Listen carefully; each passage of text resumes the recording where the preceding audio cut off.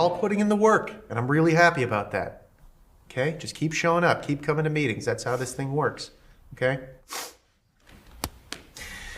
Okay, and I see we have a new person at our meeting. Why don't you tell us a little bit about yourself? Actually, I have an activity we can all do together. We should go to Plastic City Comic-Con. There's just so much to do there. There's comic books, toys, games, anything you can ask for. Wait, do you work for Plastic City Comic-Con? Me? Work for Plastic City Comic-Con?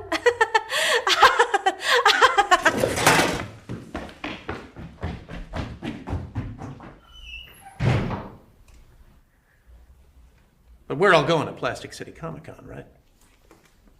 I thought so. Now, who here owes me money? PlasticCityComicCon.com for info and tickets. Hey, everyone. Welcome to another episode of Indie Comics Relay. I'm your host, Keith Gleason, creator of the Mighty Mascots and promoter for the Plastic City Comic-Con. With me, as always, Johnny C., creator of Sartana, Surrounded by Death, and The Pond. For who, Johnny? My good cousin, Roger Morocco, who blocked me today. Can't wait to hear about that. And our third co-host, Harry G., graphic artist extraordinaire. What's going on? How's it going? Hey, guys. I know and Johnny are fucking beat to hell. Yeah, we're recovering from Terrificon. I'm almost back to normal, but man, yesterday was rough. I'm kind of glad you suggested to move a day away, Johnny. I knew it. Well, number one, I had to do it because it was my old man's birthday last night. So was it? Oh, happy birthday to your dad, man. Yeah, thanks. But I knew that we were going to be so wrecked from Terrificon to do a show would be just bananas. Yeah. Well, I mean, it was an executive decision. Yeah, right. I don't make a lot of decisions around here, Keith, but I think that was the one I made that I think was a good one. It was. Harry, you were going to say no, it's a pretty smart idea. What the concrete floors? What was it? You guys went all 3 days, right? Everything. Yeah, I mean, it's that. That's definitely part of it. But like both me and Johnny were prepared. We had like the padding, but like it's just that, I mean, working at a Comic-Con is like nonstop energy. Like you got to be on. Like I'm sure all our guests tonight will confirm. When you're at the convention, it's like you got to be like the salesman. Like not the like you just got to be willing to talk to people, and sometimes that can take so much energy. And even more so, like I just when I thought I recuperated from San Diego, I had to go into Terrificon. You know what I mean? It wasn't as bad as previous years where they were like abutted. Yeah, but it was a rough one. Yeah, this was my second week in a row because like I had Wicked last week. So I did Wicked, but I didn't exhibit there. So that's why it's just like I've done like 3 week shows in a 4-week period. Yeah, that's crazy. But we got a great show tonight. We got a full show, like a ton of creators on with us, like probably the most we've had in a while, which is good. And this campaign that's coming up from these guys, it's on right now. They just hit their goal from the looks of it, but they still have 10 days left and they could use more funding, but this campaign looks awesome. And I love a good anthology. So it's be good to talk to them. Before we get to that though, let's say hello to the chat. Let's see what we got going on. Of course, we got my wife in the chat tonight. Good evening. How's it going, Amy's Birdhouse? Once I made Harry laugh. No, it's very Count Dracula of you. We got Jack Holder in the house tonight. Jack Holder here. Can't wait to see more about this amazing book. What's up, Jack? Good to see you, man. Let's see what else we got. Of course, we got the man, the myth, the legend, Ira. Love you, kid. What's going on, Ira? Good to see you. Is that it? We got a lot of the chat talking to each other here. The only I know is like from remember the Newton's Apple from like a zillion years ago, growing up in PBS. It was like the guy's name was Ara Plato, I think it was. Oh, okay. He said sorry, missed you guys at Terrificon. Was there but didn't see you. Oh, no kidding. I didn't know. It's a big show, so it's easy to miss. Oh my God. Yeah. There's so many people that I found out after the fact were there that I didn't see. I had no idea how big it was until, I was there in spirit because I was watching videos and people posting videos on YouTube or wherever, on Facebook. It's huge. It's like an empty show. It's a airplane big hangar show, or man. something. Yeah, it's huge. Yeah, and we'll talk about that at the end of the show when we go Yep. into our shameless plug. Me and Johnny will recap our weekend at Terrificon, all the highs and lows and all that stuff. For sure. Jack said AEW, AEW, AEW. Hell Elite. yeah. Elite. Yeah. Awesome. So let's bring out Actually, tonight's guest. What I were we just going to say here? want to say that our guest from last week, Catherine Blakeney for Napoleon's Starship, she's fully funded. I saw, so that's Oh, good. she really? Oh, that's yeah. great. I'm not That's if you guys saw that. Yeah, I thought you were gonna give me some new update, like she like learned another skill set, or she just flew to Mars, or she found she another fought an mummy. alien. Because She found like that girl was just so full of like Oh my god, amazing that was. stories and things that she's done and with her life. I'm still blown away by She it. needs her own But, TV show or something. I Yeah, know if she you really guys didn't does. see last week's live stream, Watch it. Catherine Blakeney, who's Yep. a real life archaeologist who makes comics, that was on the show last week. Fantastic. Oh, so cool. Guest. She's part of the Wayward Raven publishing. Yes. Yep. And they fully funded their campaign, which is awesome. But yeah, if you haven't seen that episode, go to the live section on our channel and check out. It was the very last one that we did last Monday. So without further ado, let me start bringing in some of these guests let's that do we got this tonight. So let's start with, I'm going to just start in the order that I see him in the back room here. First, we got Stoney Williams. Stoney, welcome to the show. Hey, Yeah, Stoney. Man. Welcome, man. All right. And then we got Ed Davis. Thanks, Ed. Hey, how's it going, guys? How's it going, man? Good. Our third guest is Travis Gibb. What's up, Travis? What's up? How you guys doing? Good, how are you? Awesome, man. What's up, Thanks Travis? for joining us. And finally, Phil. I don't know how to say the last name. It's Phil Butehorn. Butehorn. Okay. Awesome. Welcome to the show, everyone. Thank This you. is great. We haven't had this many guests in a long time. Johnny, Harry, should I start off with my normal question since none of these guys have been on the show before? Yes. Well, Ed has. Ed's been on the show, hasn't he? Ed, have you? I don't think so. Maybe. Don't know. I thought when we were talking at Comic-Con, I thought maybe I had, but I don't know. I think we talked about it because you guys were at Special Edition, right? It was shortly after Special Edition, and we had Ed on because Ed was our neighbor. I think he was right across That's from us. right. Or something. Yeah, I was right by Yeah. you So guys. we it a have had quick- Ed on, but it doesn't okay. matter. We should circle it back around because Special Edition was a long ass time ago. I'm not here to steal your spotlight. There Yeah, you no go. problem. No, the spotlight's I, on you guys. Hey, When we have guests on, we're always fascinated by like the origin of like how you guys got into making comics and like what it was in the past that put you on this path. Was it like a magical comic that you read or a cartoon you saw or something that Possessed by Put the that- devil. Did you put your finger in a light What- socket? what was that Like, spark that what kind of happened? put you guys on this path to becoming comic creators? And we could start. We'll just go around the room. I guess we'll start with Travis. Yeah. Well, first, thank you so much for having me on. You guys don't know it, Keith and Johnny. You guys, when I got back in the scene about 6 or so years ago, you guys were the first books that I looked up. Reason really? why- there's a reason you're like me. Yeah, Wow. yeah. I picked both of you guys' books up early on because I'm from New England. Oh, So wow, Alterna, okay. I knew about Alterna with being a New England book. I was like, oh, I got to buy the Mighty Mascots. And Johnny was hanging out with everybody I knew, but he would never show up at things that I go to.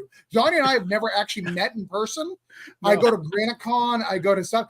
Oh, he's like, I'm not going this year. Every time, like, Oh man. there, like, I went to a free comic book day. I was at Jetpack. He was at Double Midnight. Like he continues to elude me.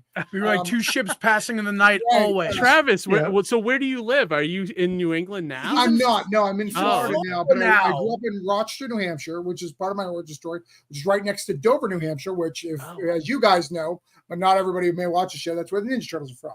Oh, So yeah, and yeah. I am 40 ish or something and 40. You know, the Ninja Turtles were such a big part of my childhood. You know, I knew them growing up. They went to comic stores and I got things drawn by them that I threw away because I'm an idiot. And then, you know, by the time I got into school and did all that, X-Men came out. So the X-Men 90s cartoons got huge into that. And Spawn, the 90s boom. And then we had the Tick, right? So if you were in New England, you're like, fuck it, just make an indie comic. Can I swear? Sorry. Yeah. Absolutely. Just make an indie comic and you're gonna be fucking famous. Like it's just quick. It's so easy. Like, because literally when you look around New England, it was, and not even that, you're like, just write something. Stephen King's killing it. Like, we're doing fine. Just fucking make something. You're fine. Yeah. It's almost like it's born in our blood. It's just a matter of tapping into it, right? Yeah. Well, I mean, we don't count Jersey, but even Kevin Smith, he was close enough. You know, He was close enough. A little close spillover. enough. Like, so when I graduated high school, most people were like, hey, go to college and stuff. I was like, yeah, but there's girls that I could still date. And that's going to really cut into my time filling out these applications. So at the end of it, I was like, oh, yeah, shit, I didn't do that. I need to go to college. And I had good enough grades to get into college. I literally just didn't fill out applications. So I went to Full Sail in Florida, came down to Florida to become a movie guy, literally to go into comics. Like my plan was Kevin Smith's doing it because this is right around the Daredevil time. I was like, all right, I'll just make a quick movie and then Marvel will figure, because there was no path. There was no path. And the cons that I went to in New England were just guys selling books, right? Like there was a couple of people who did an independent book that they stapled together, but it wasn't what it is now. That we didn't have Kablam quite yet. Kablam was still a couple of years off. So I came to Florida and I do what everybody does. You go to Florida and you get someone randomly pregnant, so you stay here to raise just like it's like tale as old as time, right, guys? Tale as yeah. But I took a break from both comics. You couldn't stop creating. You just always had to start. You couldn't stop creating. You just had to create. Right. I don't blame you, kid. Right. Just happens. But no, once my fun. You know how much rewriting I would do? No, it's good. I like this. And that and another wife and my current wife, we were sitting down one day and she was just like, my only wife. This is the only wife I've ever had. I was going to ask. Wait a minute. Lives there. I was like, what do we not know here? I'm afraid there's like a shoe going to come out. Yeah. I'm the only wife I've ever. Is she also a writer too? I think I saw her name. She edits and she does write. Yeah, she edits and she does write. Cool. She's wilder than me. We have a whole book that has a song attached to it about my son with cottage cheese. It's wild. Anyways, cool. So I had a book called Broke Down to 4 Dead Bodies that I made in like 2005, 2006, and it was in a folder. It had 3 issues done just in a folder. And I was like, I showed her it and she was just like, it's really dumb that you have a comic book that's complete, like lettered and everything. I was like, that you have never put out. And I really had no answer of why that wasn't done. So I got the bug and then I started creating stuff. And I realized that I probably could have created the whole time if I had a better support group and, didn't just go, hey, my daughter's my number one, because I raise a whole family here. I have a son and a daughter here, both one's 5, one's 12. And we've been just booting out comics after comics. You guys, hopefully you guys have heard of me and I do a lot of books. Yeah, no, that's awesome. It's a great origin story, Travis. Yeah, for real. And I'm surprised I haven't run into you if you've been up here a few times, like just randomly. Yeah, I go to Granite Con because I do a book called Granite State Punk that sells really well in the Granite Skate. Who knew? Yeah, right. I go to Little Giant. I go to his show every year. No kidding. I haven't been. I haven't been to Granite State in like 3 years, and then Little Giant I haven't been in a couple of years, but I did a lot of his early shows. Travis, you doing Granite this year? No, because Baltimore is the same time as Granite. I'm going to Baltimore. Son of maybe I need to go to Baltimore. Chips in the night, Johnny. They're afraid of us getting together, Johnny. Like I don't know. Yeah, there might be some type of like cosmic collision or something. I thought for sure when Bob Sally like kind of disappeared from the scene, I was like, Johnny's gonna come to me like, I'm the next coolest guy in New England now that Bob Sally's gone. And like, no, you didn't message, you didn't write, I don't message or write to anybody, kid. Don't take it personal, man. Yeah. I'm a fucking hermit up in here. Jack Holder said the amount of time I've spent drinking with Travis and Johnny, I can't believe it hasn't been with 2 of them at the same time. Yeah, for real. That's for real, man. So Ed, same question. How did you kind of find your way into comics? So for me, I had a book that I had been working on since all the way back to 1998. It was something I had started writing in college and just kept tinkering with it. I mean, it was a stack of notes that, was growing a mile high. I had about 300 finished pages. And I always thought to be a comic creator, you actually needed to know how to draw. I didn't realize that that didn't actually mean you had to be an artist. But I just thought, all right, I just, my brain just thought, oh, Stan Lee drew all that shit. And, there was always everyone who did the comic was this incredible artist. And it wasn't until later that the school I worked at, our librarian was a Kubert School graduate. And we're just kind of talking stories together. And he's like, holy shit, dude, you have to turn that book into a comic book.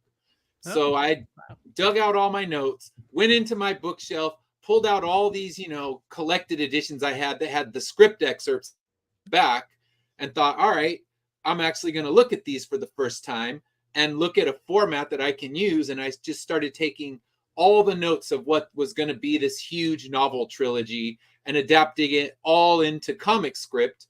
And at that point, the librarian was working as an artist as well, but he realized that it was, as soon as he launched my creative switch, this became a giant endeavor. I'm like, all right, we got 24 issues. We're going to do this shit big. We're not playing around. He's like, holy fuck, dude, I can't keep up with your ambition. So I had to go out and hire a secondary artist and, start getting the book moving. But yeah, it was a story that's always been sitting with me. But when I discovered that, as someone who can't draw a stick man straight, I knew I could still make comics. That's what launched this in me and, started me creating the series that I started with, Immortal Era. And now more series are hatching out of that. But that was the original passion project that I started with. That was great. What was the name of the Kubert student that you talked to? Because I went to 1 year at the school and I loved it. Who was his name? Manny Hernandez. And then I know Phil Ramirez as well. They both graduated that same year. What year? Oh gosh. Do you remember? Yeah. I was a question I don't know, but yeah, those two.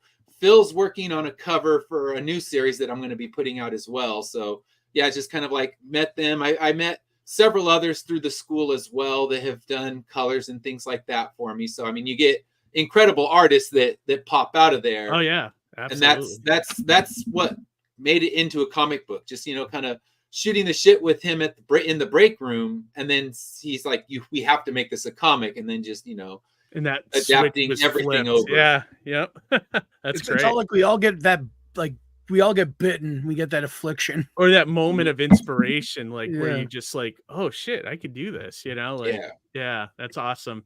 How about you, Stoney? Yeah, so I actually grew up in the back of a comic book store. My mom worked there. Oh, really? So all the guys that worked there became, my uncles. My uncle John owned it, and my uncle R.A. worked there, and he also wrote comic books. He did a lot of indie stuff, Ferret and the Protectors, but he's also done some stuff for Marvel and DC. And so they were kind of always around growing up.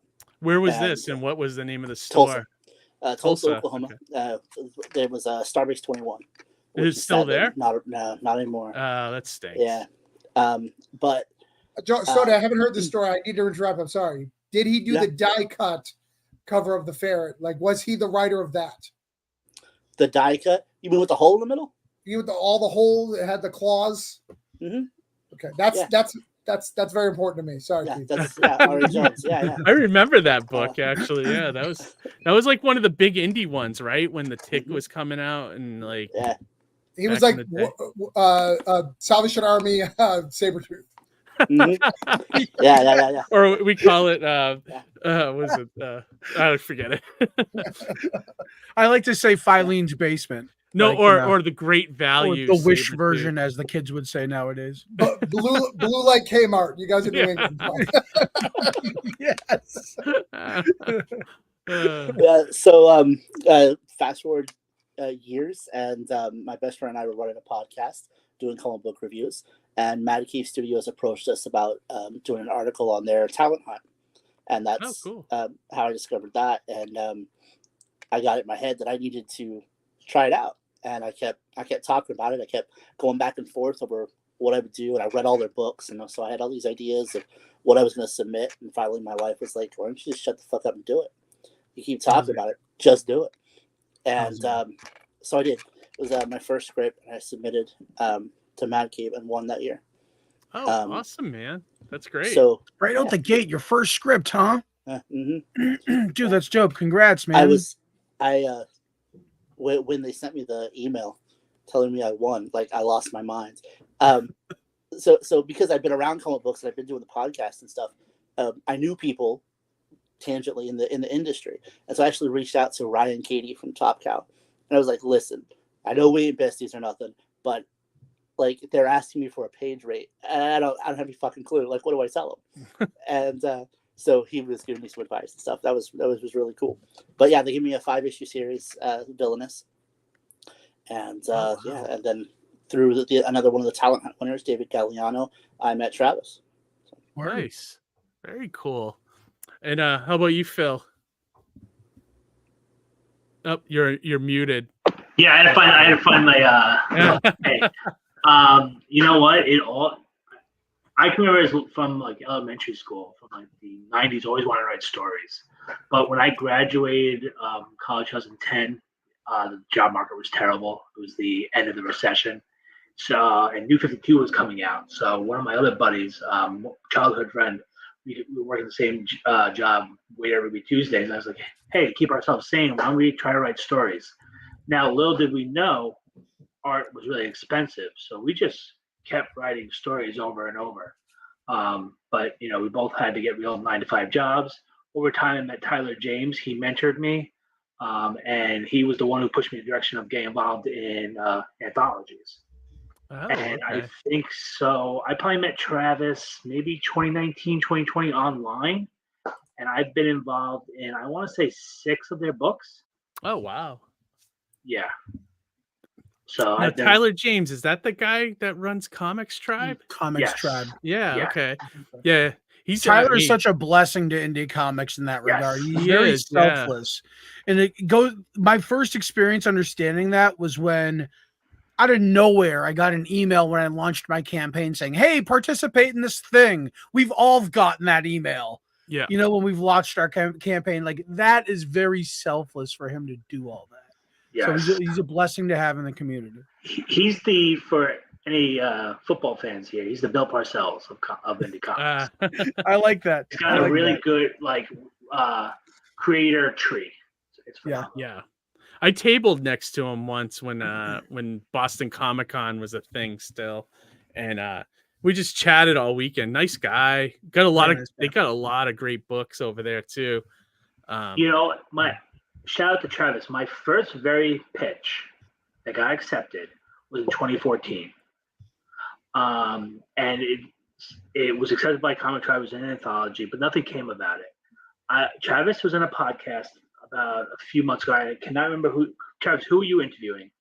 First name was an artist. Just Spelky. I was interviewing Spelky. Yes. Okay. So Joe. Joe Spelky, for those who don't know, or Joe. Yeah, Joe. I love He was lined up to be the artist. However, Travis had computer. Tyler had computer problems. The anthology never came about. And I mentioned, Joe was supposed to be my artist, and then Travis was on a podcast on Tyler James' podcast like a month later, maybe a week, I'm not sure. And during the podcast, you mentioned the Oxymoron book during the podcast. And now, my very first story that I wrote back in 2014 is finally going to be on a Kickstarter coming in September. Oh, nice. That's awesome. Yeah, nice.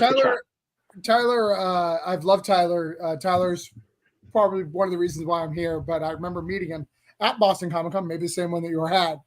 And he pitched to be the Red 10, and I would always buy great books. And I remember literally grabbing him by the shoulder. I was like, you're indie. You're not going to make 10 issues of a book, dude. Come on. And fair enough. I mean, it did take him about 10 years, but he did. He came out with all 10 books. Actually, I think it's longer than 10 years, but it took him a long time because I think he started that like 2003 and then finished it like 2012, something like that. Wow. But think of everything he was doing in between, though, with comics. Oh, yeah. He was just killing it in every other aspect. So whatever. Free Comic Book Day, like doing all sorts of cool stuff. And then The Sink is one of my favorite books. Oh, Sink is on the market. It's literally one of my favorite books. It's awesome. I love it.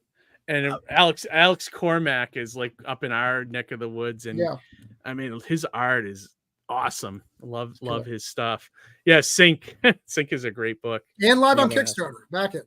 Yeah, it's Yeah. all live now too. This Johnny, is you had your all a finger- testament of like how small our circles are that we run in, that we all kind of know each other by extension, you know. Yeah, someone is in chat saying, "I know Stony from his time at Mad Cave.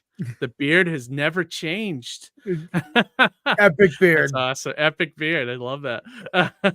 That's great.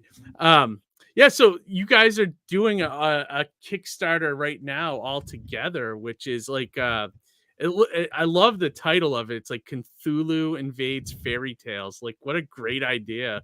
Like, Travis, is this your brainchild?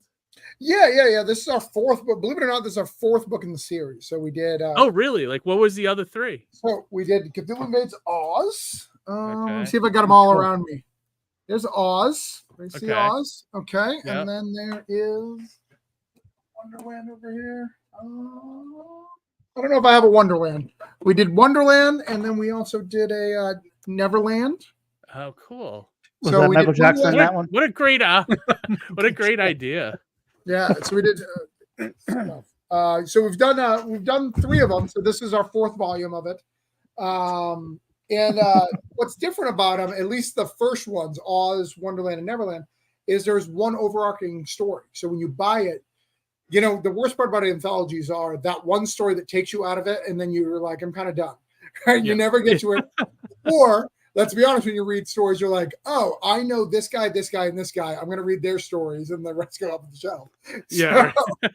So, I try to read them all, but yeah, I know what you're saying. Like, let's just be honest. I mean, that's the way it is. So I created a overarching story to kind of tie them all together to make you want to read it, the whole thing, and I like that. really get it. So we did that. They've each grown from each one, you know, more and more successful. So we did the main stories, you know, the Oz, Wonderland, Neverland kind of have worlds around them, right? But then a lot of people are like, I want to do Snow White and I want to do all these other characters. So we came up with this, which is more of a traditional stories because they're more just shorts. But we came up with 3 volumes. So this is volume 1 of 3 that we're going to do. So we're going to do 3. Oh, so you're only doing 3 volumes? You don't have any aspirations of doing more? For fairy tales, no. But then after that, we're going to go to a little place called the Hungeracre Woods. Maybe you've heard of it. People want to do that. But yeah, we're going to keep doing them.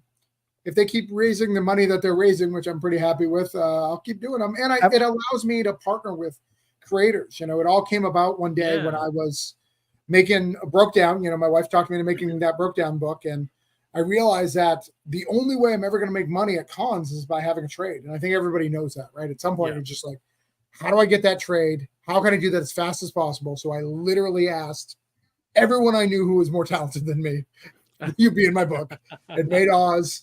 You know, then we came back with Wonderland, and then we came to Neverland. And we've had some huge people. You know, we had Colin Bunman last one. We have a lot of Marvel and DC guys, a lot of Image guys. You know, we grow every single book, adding new and great creative teams. And I try to fill it with 25% returning and then 75% new people. I don't just stick with the same people just to grow the audience. And it's actually a brilliant idea, Travis, to like take 2 public domain properties and mash them together like this. Like it's brilliant. Like, if you ask me, like it's you already got a built-in audience for both, right? Like, so like maybe a future volume might be Cthulhu Invades Hulu or something. Like this takes over like TV.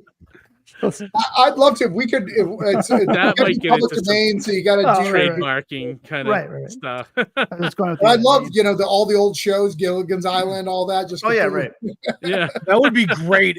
I can't wait for that stuff to become like public or where we can dabble with it, because like just dabbling in all those old TV shows would be so dope. Cthulhu Invades Nick at Night. We need it. That would be great. I'd love that. Well, like you'd have like teams, like Dennis the Menace would be like their little like mercenary guy. You could be on Double Dare. Was Double Dare Nick at Night show? Dare. I don't know. You can do the physical challenge, maybe. I don't know. Wow. Well, It's kind of cool though. Because, sorry, Travis, go on. You're good. Your jokes are funnier than mine, so go. Oh no. It wasn't really a joke. I was just gonna say it's like you've done a real great job of like Keith was saying, like taking the 2 and like finding your chocolate meets peanut butter, right? and just blending the things, and it comes together really well.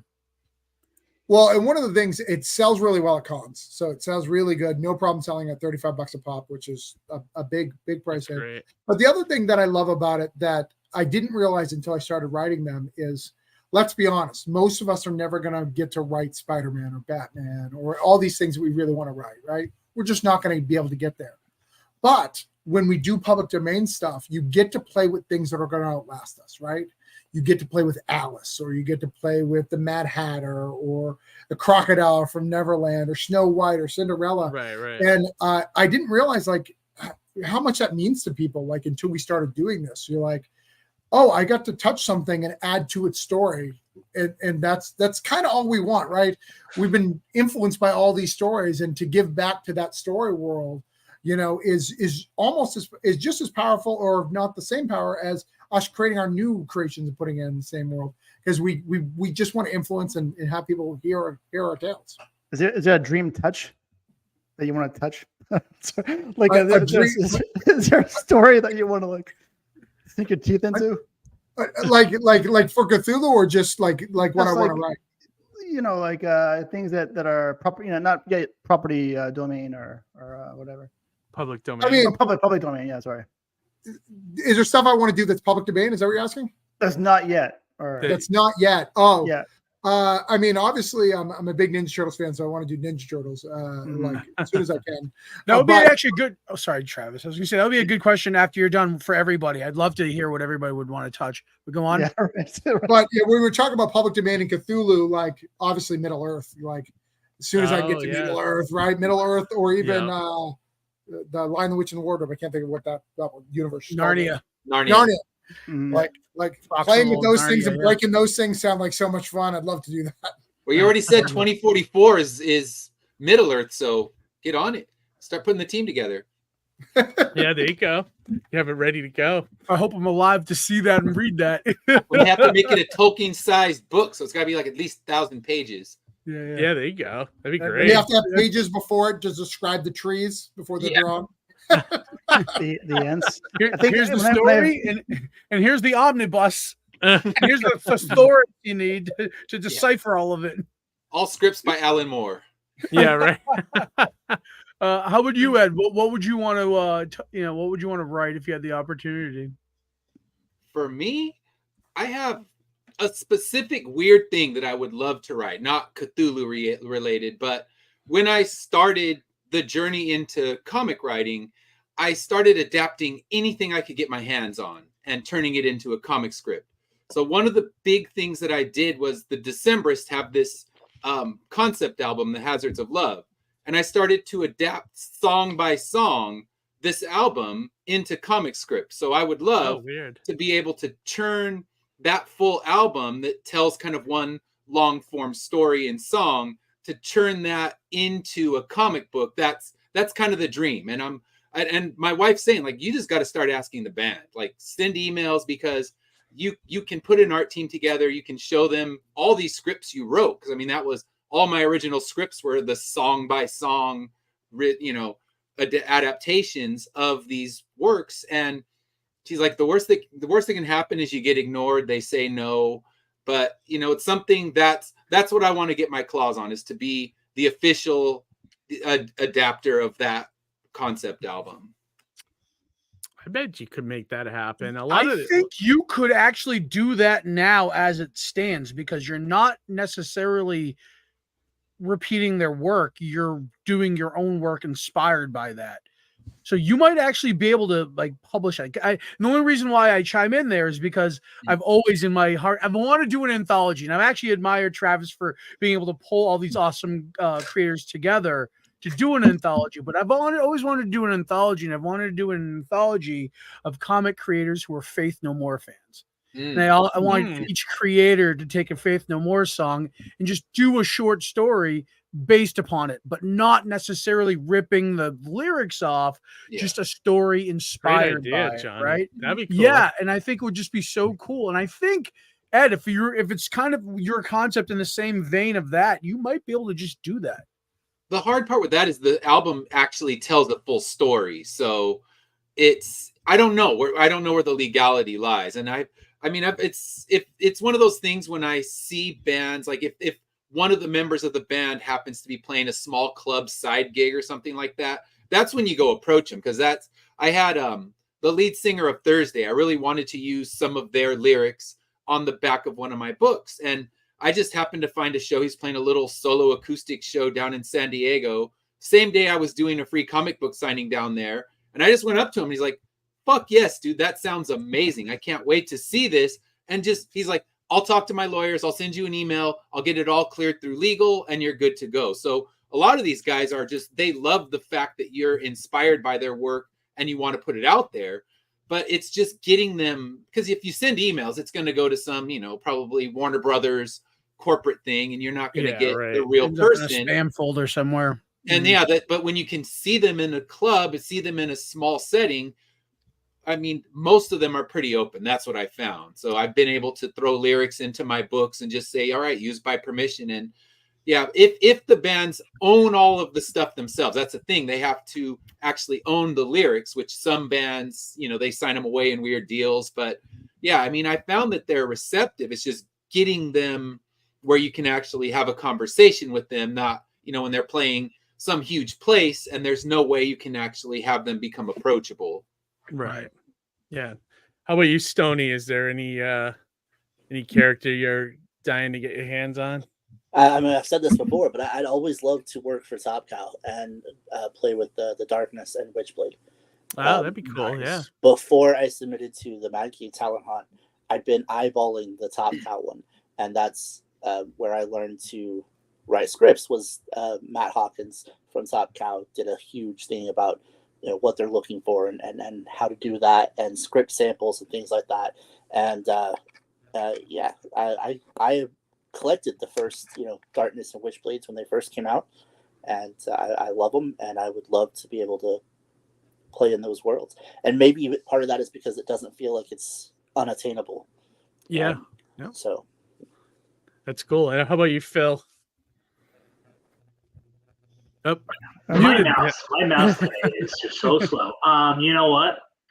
I think in the year 2034, this will be everyone's answer. But Superman, he's the one, character that brought me into comics. But you know what I would do if I had the opportunity? If I had an unlimited fund, I would kind of do it like Savage Dragon, where it's happening in real time.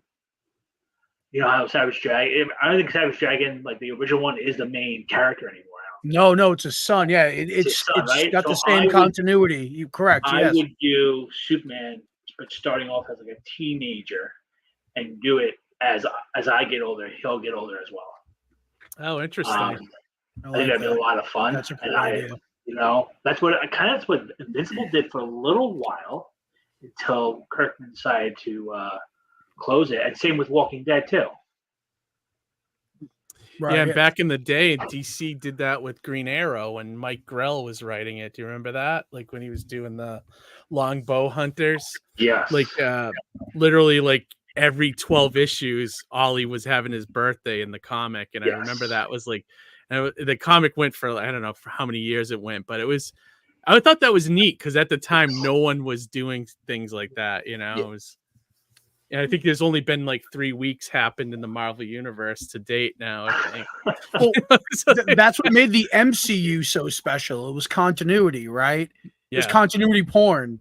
They linked all together. We loved it. You know what I mean? Yeah, definitely. That's why Grant Morrison did great with Batman, because he took even those crazy years, the 50s, the 60s, and he put them into Batman's Black Book. Yep. And use that to tell his stories. Yeah, great. Yeah, Grant Morrison. I wish he'd go back and do some more superhero stuff. Like I don't know, is he even doing anything now? He's like he seems to be gone. I think the last one was Green Lantern. Yeah, and that was like, but that's been a while, right? It's been like a couple of years. Kickstarter out about doing magic. Am I making that up? Oh, I have no idea. Does he? Yeah, he's working on something. I don't remember what it is, and he's got a couple of he appears in like anthologies and annuals and stuff like that. Gotcha. And I know he's still advising, Yeah. So he's probably just kind of enjoying life and, he's earned it, I guess, Grant Morrison books, you got to read them 4 times to make sure you understand them. So people are still catching up. So Green Lantern's only a couple years ago. We're not through our 4th read through to make sure we fully get it before we can do something new. Yeah, no, that's true. I reread all of Invisibles a couple of years ago, and I still don't get it. So maybe my next reread it'll make sense. I don't know. Clip notes. Yeah, right. That's why I like Hickman. He's got the same smarts as Grant Morrison, but he's got the little infographic, so it makes me feel like I'm smarter. Yeah, right. right. I get it because the infographic. Yeah, I love Hickman. I agree. But yeah, no, Travis. So like, what made you want to do like an anthology? Like, were you like dying to work with other creators, or were you like? Because it's a lot of undertaking, I would imagine, to put something like this together. I love working with people, so we have 2 major anthologies. So we have this one, and then we have a book called Holiday Spirits, and we've done 3 volumes. I like to work with people. I like to partner with people. I like to give people opportunities, like people who don't get seen as valuable. I come from, I write about this a lot in my books and my blog, so it's not like secret information, but I come from like a really broken home. And like, I always have to fight to be seen. So that's super important to me. So when you come to comics and like people putting art, like or not people who are just like with power complex, right? Not people who just want to go, I want to be punching something in the face. Like people who actually want to tell stories that mean something, like to go to that next level. And both, I love both. Don't get me wrong, I love both. But when I see those people and they're like, it's not going to make as good as a titty book or this other thing. Like those are the people I love to grab and be like, hey man, I see you. I see the work you're doing. Come on, let's be part of something bigger together. My name has this cred now. I have other people who have cred and I'll help you elevate to hopefully do stuff and combine and try to build communities. I have a whole, I do a lot of community building stuff. If you don't know a lot about me, like in October, I do a thing called Indietober where I let people draw indie characters, kind of like Inktober, but it's just indie characters. We come up with 30 days of it, make sure everybody gets drawn, make sure everybody's taken care of. I have a huge Discord of people. So all about building community and make sure that people are seen. Like, I think there's a lot of noise, especially when it's so easy. Absolutely. It's so easy these days to do it, right? Anybody can do it. Anybody can make a Kickstarter. It just takes money. It really, and some people don't even have money. They just do 5 pages, right? They come as what little can I do? 1 cover, 3 pages. Yeah. Let's go. It's finding those people and giving them like the opportunities to level up and be part of something bigger. Because everybody has a dream. I want to work for Marvel and DC, but not everybody wants that. And that once I got that, like I was like, all right, so what can I give people room to help their personal growth? Because it didn't make sense to me because I wanted it so bad, like working. Like a lot of people were just like, I don't care about that. I just want to put my books in the world. I was like, but Spider-Man. He goes, like, you don't want to know? You don't want to bring together his marriage and take apart his marriage 100 times? You don't want to do that? I don't understand. We need more Robins. You don't want to bring another Robin in the world? What is wrong with you? It's so funny. Like I used to have those aspirations too, but I don't know. The more I've been working on my own stuff, the more I don't want that anymore. It's weird. Like as I've been growing, like it's and now that Marvel and DC they're not as cool as they used to be. They're like mostly falling apart now. Like it's just I don't know. It's just my aspiration to. It's like rehashing all those stories over and over again. Now, I preface that by saying if someone knocked on my door tomorrow and said, "Hey, you want to write Spider-Man?" I would drop everything and go right to it. But but like realistically, I don't have the aspiration to I don't want to send stuff to them. I don't want to. I'm not actively looking to do it. So. And I think that's what we all have to come to. And it's not because of failure or anything. It's that we build a fan base. And that fan base means something to us, right? Yeah, and like I need to write for this fan base. And if that that place already has a fan base. It's had a fan base for 50 plus years. It seems to be doing all right without me. Yeah. Our real goal, if we all think we want to be Jason Aaron, right? We want to be able to create these amazing things, quit, and then just be able to write whatever the hell we want. Right, now, right, he's yeah, writing like- Turtles. He did Uncle Scrooge. He's doing Right. Namor, as well as bringing Skelped back. Like that's the dream. Is we'll be like, I want to write whatever. Yeah, the you hell I use it want. as a springboard to do indie stuff. Right. Kind of funny, like how all those guys go right back to indie. Scott Right. Snyder, James Tinian, all those guys. That's the you know. dream. It is. Yeah. Phil, There's one creator who's not come back to indie, and when I first got into indie, 2010, 2011, Morning Glories.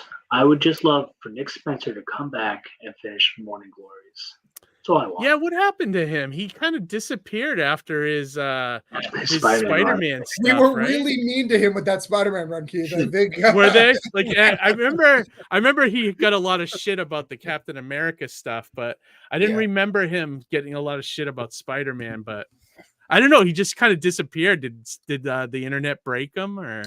Well, you know, he made Cap say "Hail Hydra." That's a tough one to The roll Twitter back. trolls destroyed him, I'm sure. Tough one to roll back. And let me tell you what he did to Spider-Man. You remember that storyline that everybody hates where, Norman Osborn rapes Gwen Stacy and has children?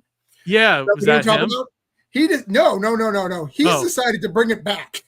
Oh my God. Really? Yeah, he's like, I can fix it. No, you cannot. No, you don't. Keep it away. Yeah, that's just we ignore that exists and we just pretend. Yeah, that goes right with the Clone Saga. JMS wrote it. He's like, that's Joe Crusader's fault. It's not mine. Yeah, you know what, Keith? You say the Clone Saga, but the Clone Saga ended up getting involved with Harry Osborn's stuff, like for this storyline. Yeah, and it was a hit at the time too, if I remember right, wasn't it? It's a massive hit. Bit. Yeah. I think until the ending when everybody turned on it, and that was pre-internet. It was more just pissing and moaning at a comic shop. Yeah, that's right. I remember those days. Did they just do? Because you had your small circle of comic geeks that you could vent to. There was no place, where you could air it out for the whole world to see. So I just remember being in there, reading the final chapter, and like all of us just grumbling together. So I think he was spared the hatred because there just wasn't the internet, man. Yeah, the internet couldn't destroy him. Yeah, So we grumbled. It resonated so hard that everybody heard it. Pre-internet, it was. We created our own internet, like just from those kind of things. But just to circle back around on anthology, like I think it's really cool, like getting creators of different mindsets, people who want to work for the big guys, people who only want to do their independent stuff. That produces such an awesome, like, quote unquote, mixtape of just different stories and styles and things that, for me, reading an anthology, that makes it super enjoyable. It's almost like watching like Love, Death, and Robots. Like, if you're going to give it a modern equivalent, you have this nice anthology where it's different styles, different stories, different things that all blend so well together. Yeah, definitely. So to that point, and maybe I'm parlaying a little bit right here, but can you talk a little bit about doing this latest volume that's live on Kickstarter right now? Yeah, sure. So like I said, there was a lot of people wanted us to go to 100 Acre Woods. And I really wanted to, but Tigger wasn't available. I'll be on 100%. And I feel you can't do a Winnie the Pooh book without Tigger. Like, what's the point? Like, Tigger's the best. Like that's like making a Venom movie without Spider-Man. Oh, right. Wait a minute. Wait, it's or three of them. Or three of them.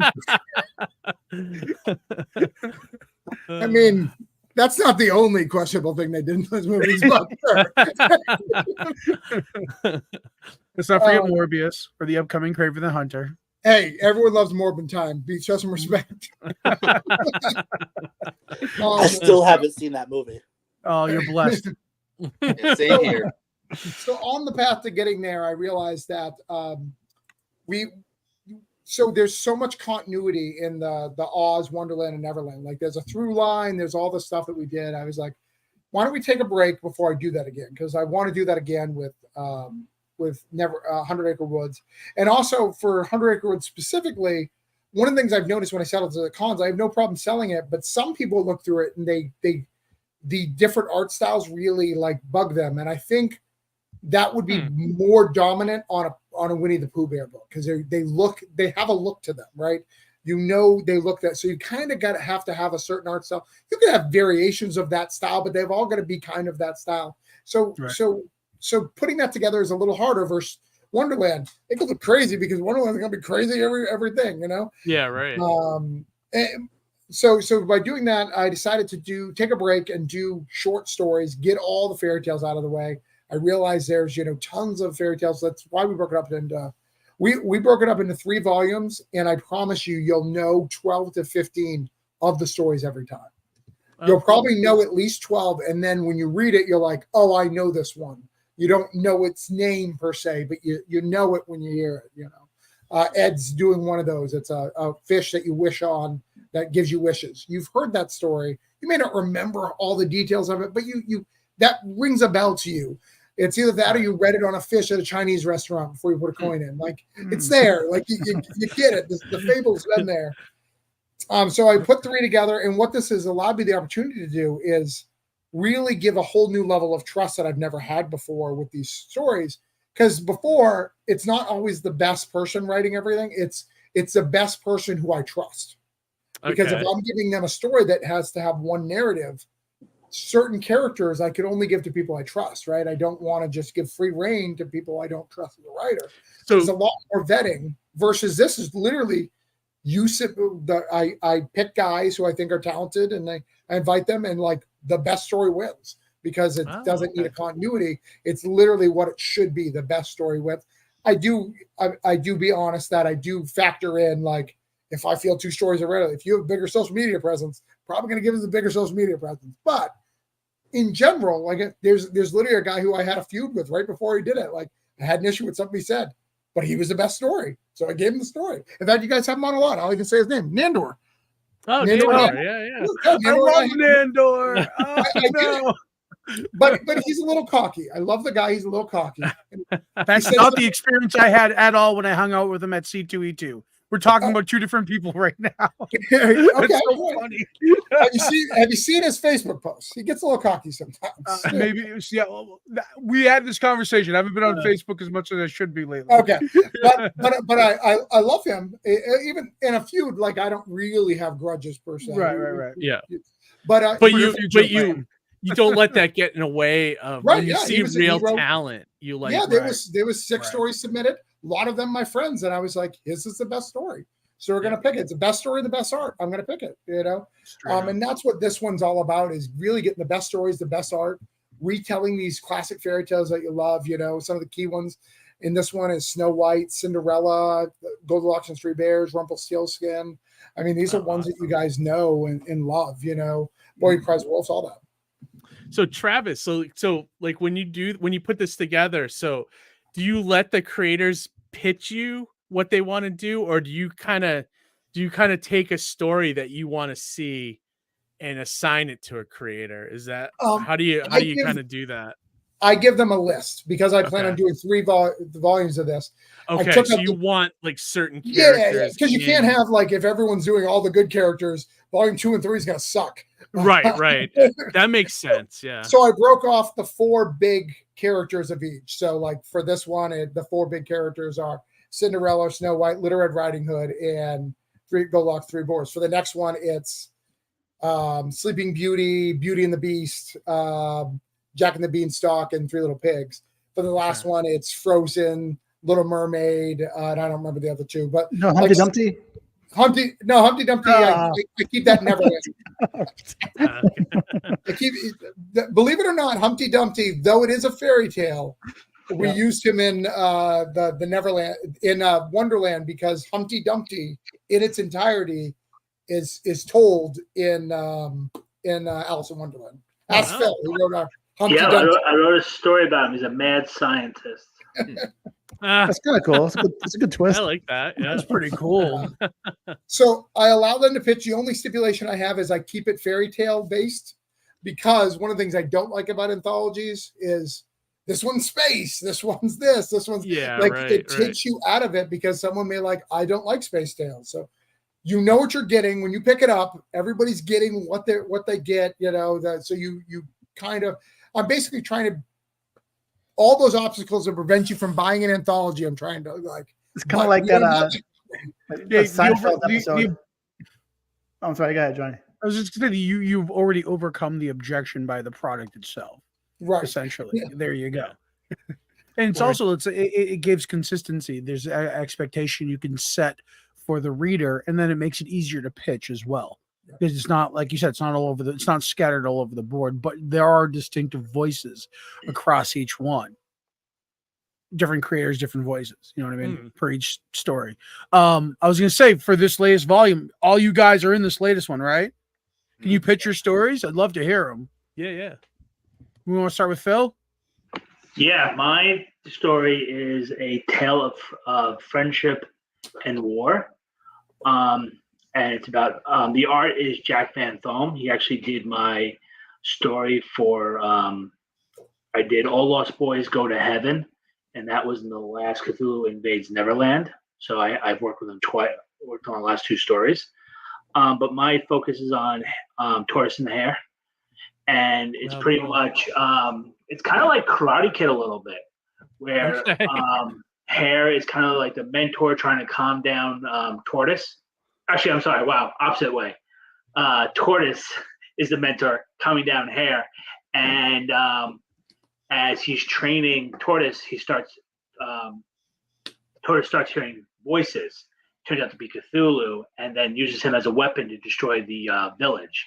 And when he realizes he's about to kill Hare, he confronts Cthulhu and then has to rebuild the village. Huh.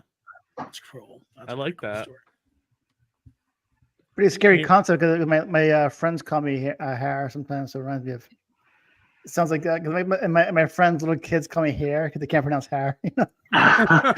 So it's kind of scary. Just don't destroy your village here. I like how it honors Lovecraft Don't by get like angry. hearing voices going towards madness. That's pretty cool. I do like that. Yeah. How about you, Travis?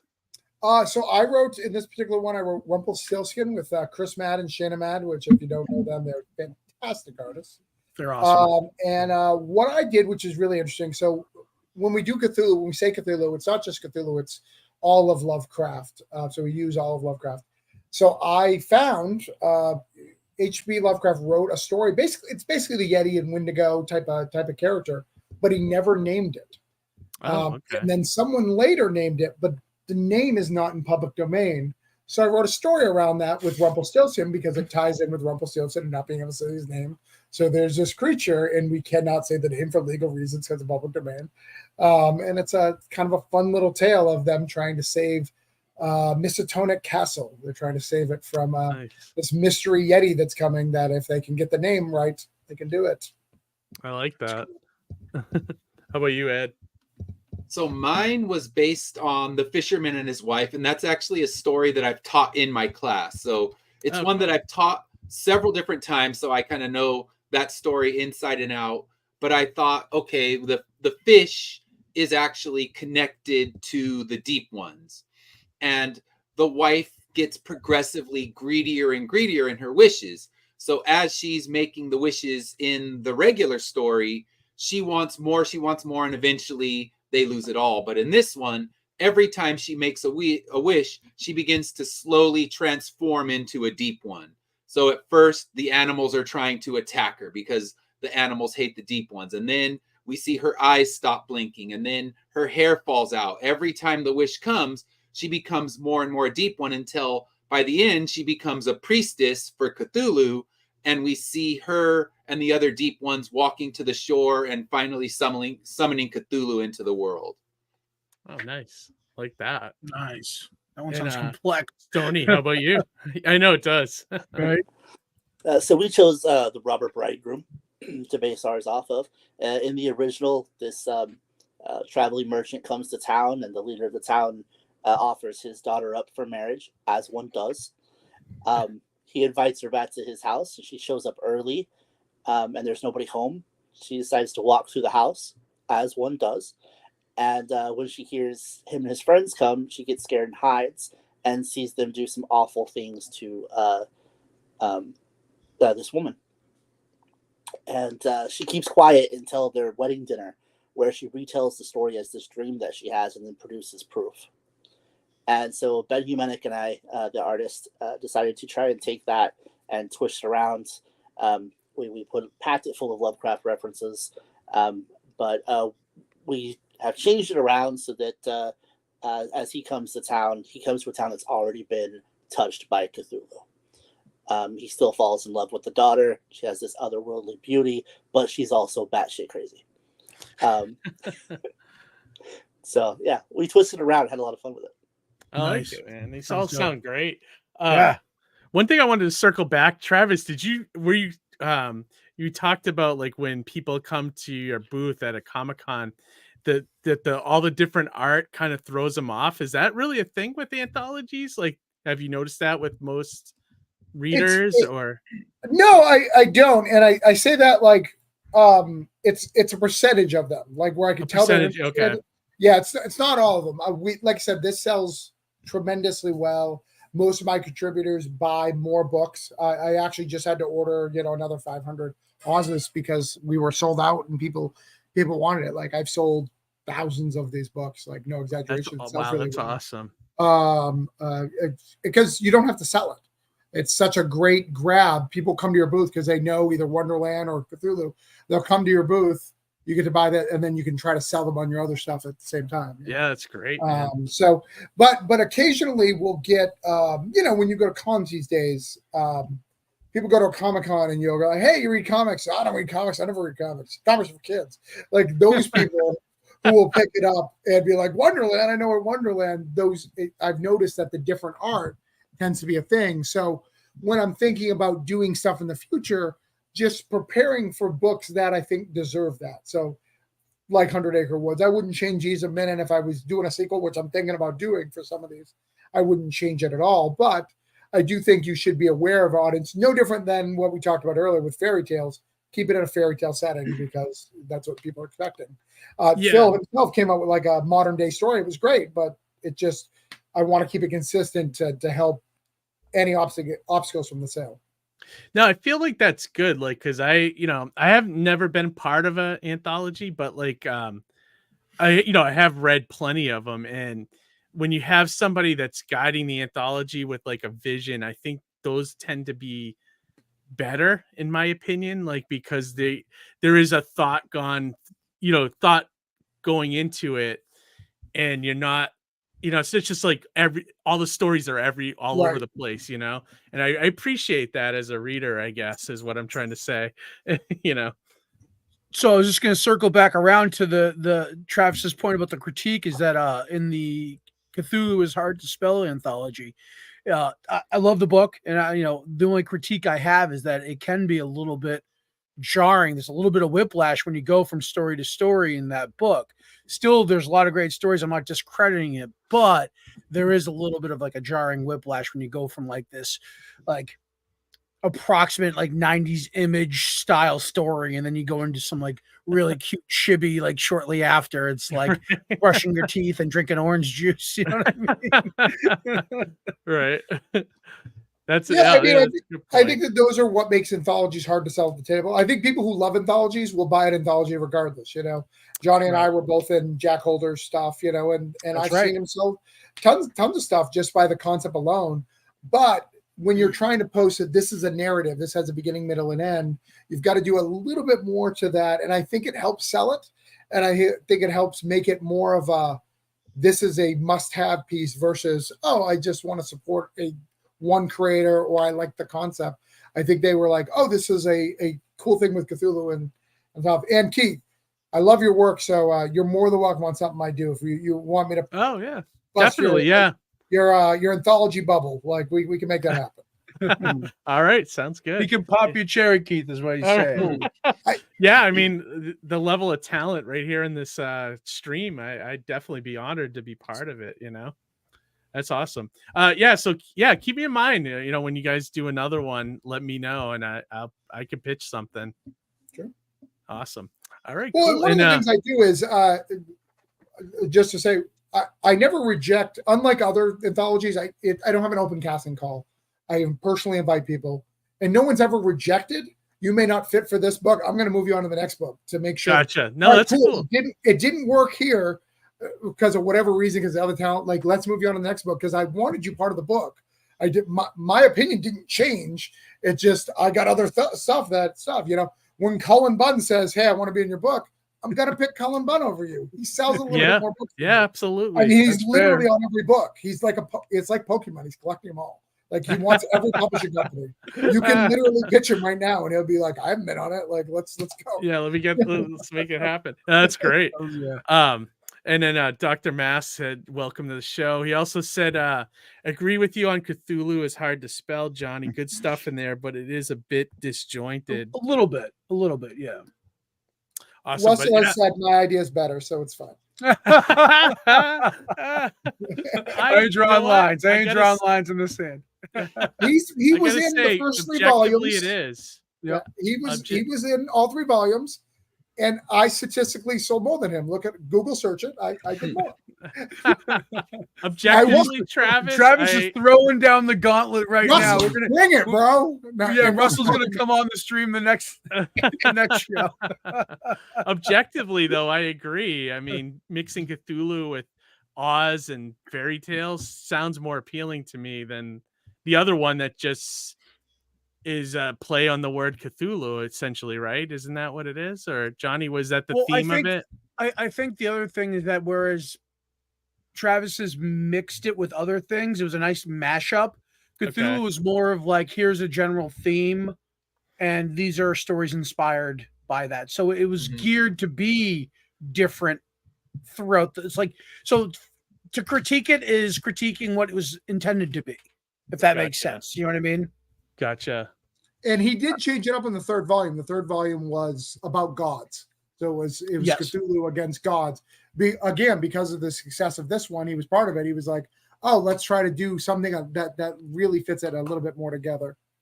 Although my story connected throughout all 3 volumes, by the way. So I was the connective tissue of that series.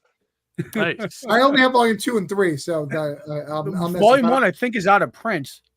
I might have a spare one for you, Travis, though. I'll have to make a special trip out to Baltimore to see you, bro. Come to Florida. Let's go. Yeah, or I'll come to Florida. Well, my buddy Jeff Ryder's in Florida, so we'll have to get together. We hang out all the time. Yeah, awesome. Jeff's the man. By the way, Jeff Ryder, if you watch this, I continue to invite you to this book, and you never show up because you're just busy bartending or whatever the hell you do. Because he's a hipster fuck. He thinks he's too cool. Awesome. I want to actually show the campaign. But he's a hipster fuck. Yeah, let's pull up the campaign. Wow, man. Congrats. I know how far you've progressed. Dude, that's such a monster number, which is amazing. Oh, it's so awesome. Especially with anthology, like anthologies, if you haven't been paying attention on Kickstarter, are getting less and less. They're not doing as well as they used to. About 4 or 5 years ago, they were doing gangbusters like this, but they're not. But yeah, we're killing it. I'm very happy. Yeah, dude. I mean, you take a bow and you still got 10 days to make more money, which is awesome. You know, so that's awesome. I hadn't heard that. So so Kickstarter is having just anthologies in general. Anthologies as a whole aren't doing as well. I mean, there's exceptions. You know, a lot of the LGBT community ones do really well. Yeah, they're speaking. You know, and in fact, if you guys, we didn't mention it, but we were Ringo nominated for Wonderland, or one of ours. Oh, were you really? Awesome, man. Yep. Cool. That's great. I love the logo too. The logo's great. Thank you. Yeah, this looks so. These are all the stories. These are like just samples from each. Yeah, sample pages of it, and then we break down like a little piece of each as it goes. Oh, awesome! A lot of good people, huh? Yeah, Keith, a lot of these people are. Huh? Keith, pop up Hades comment real quick. Oh, what do you say? Having drank with Jeff, I realize I too may be a hipster fuck. I think I'm just friends with a lot of hipster fucks. It's all good though. They're cool. They're cool by me. Jeff Ryder's probably the only person I have stories of Jeff Ryder that I don't feel comfortable sharing on the internet, which is beautiful. Like that's a testament of I've lived with this man. I know. Let's hear one. Trenches with Jeff. He's the best. I love the guy. The covers are nice too. Man, these are beautiful. That limited edition cover. Wow. So cool, Travis. Thank you. So you can get hardcover or soft cover as the choices, which is really cool. I think this. When I looked at the covers, this one was my favorite. Yeah, that's Carmeline. He created Frey for Buffy. If you know what that is. Oh yeah. Okay. But Avengers Arena, Superboy, did a lot of good stuff. Route 66, if you're a cross-gen fan. Yeah, I love that book from CrossGen back in the day. That was his book. Yeah, that was I recognize it now. Now the art style. Now that you say it, yeah, that was a great book. I love that book. No, all the covers are great. This one ended up being my favorite, though. I mean, this one is. There's going to be a theme, so he's going to do all 3 cover A's for the whole series, and they're all going to have that border, but they're going to change. Like even this one is really nice. That's cool. Now, Travis, for a tier for somebody who say has never heard of your Cthulhu series, what's a good tier to have them jump on for?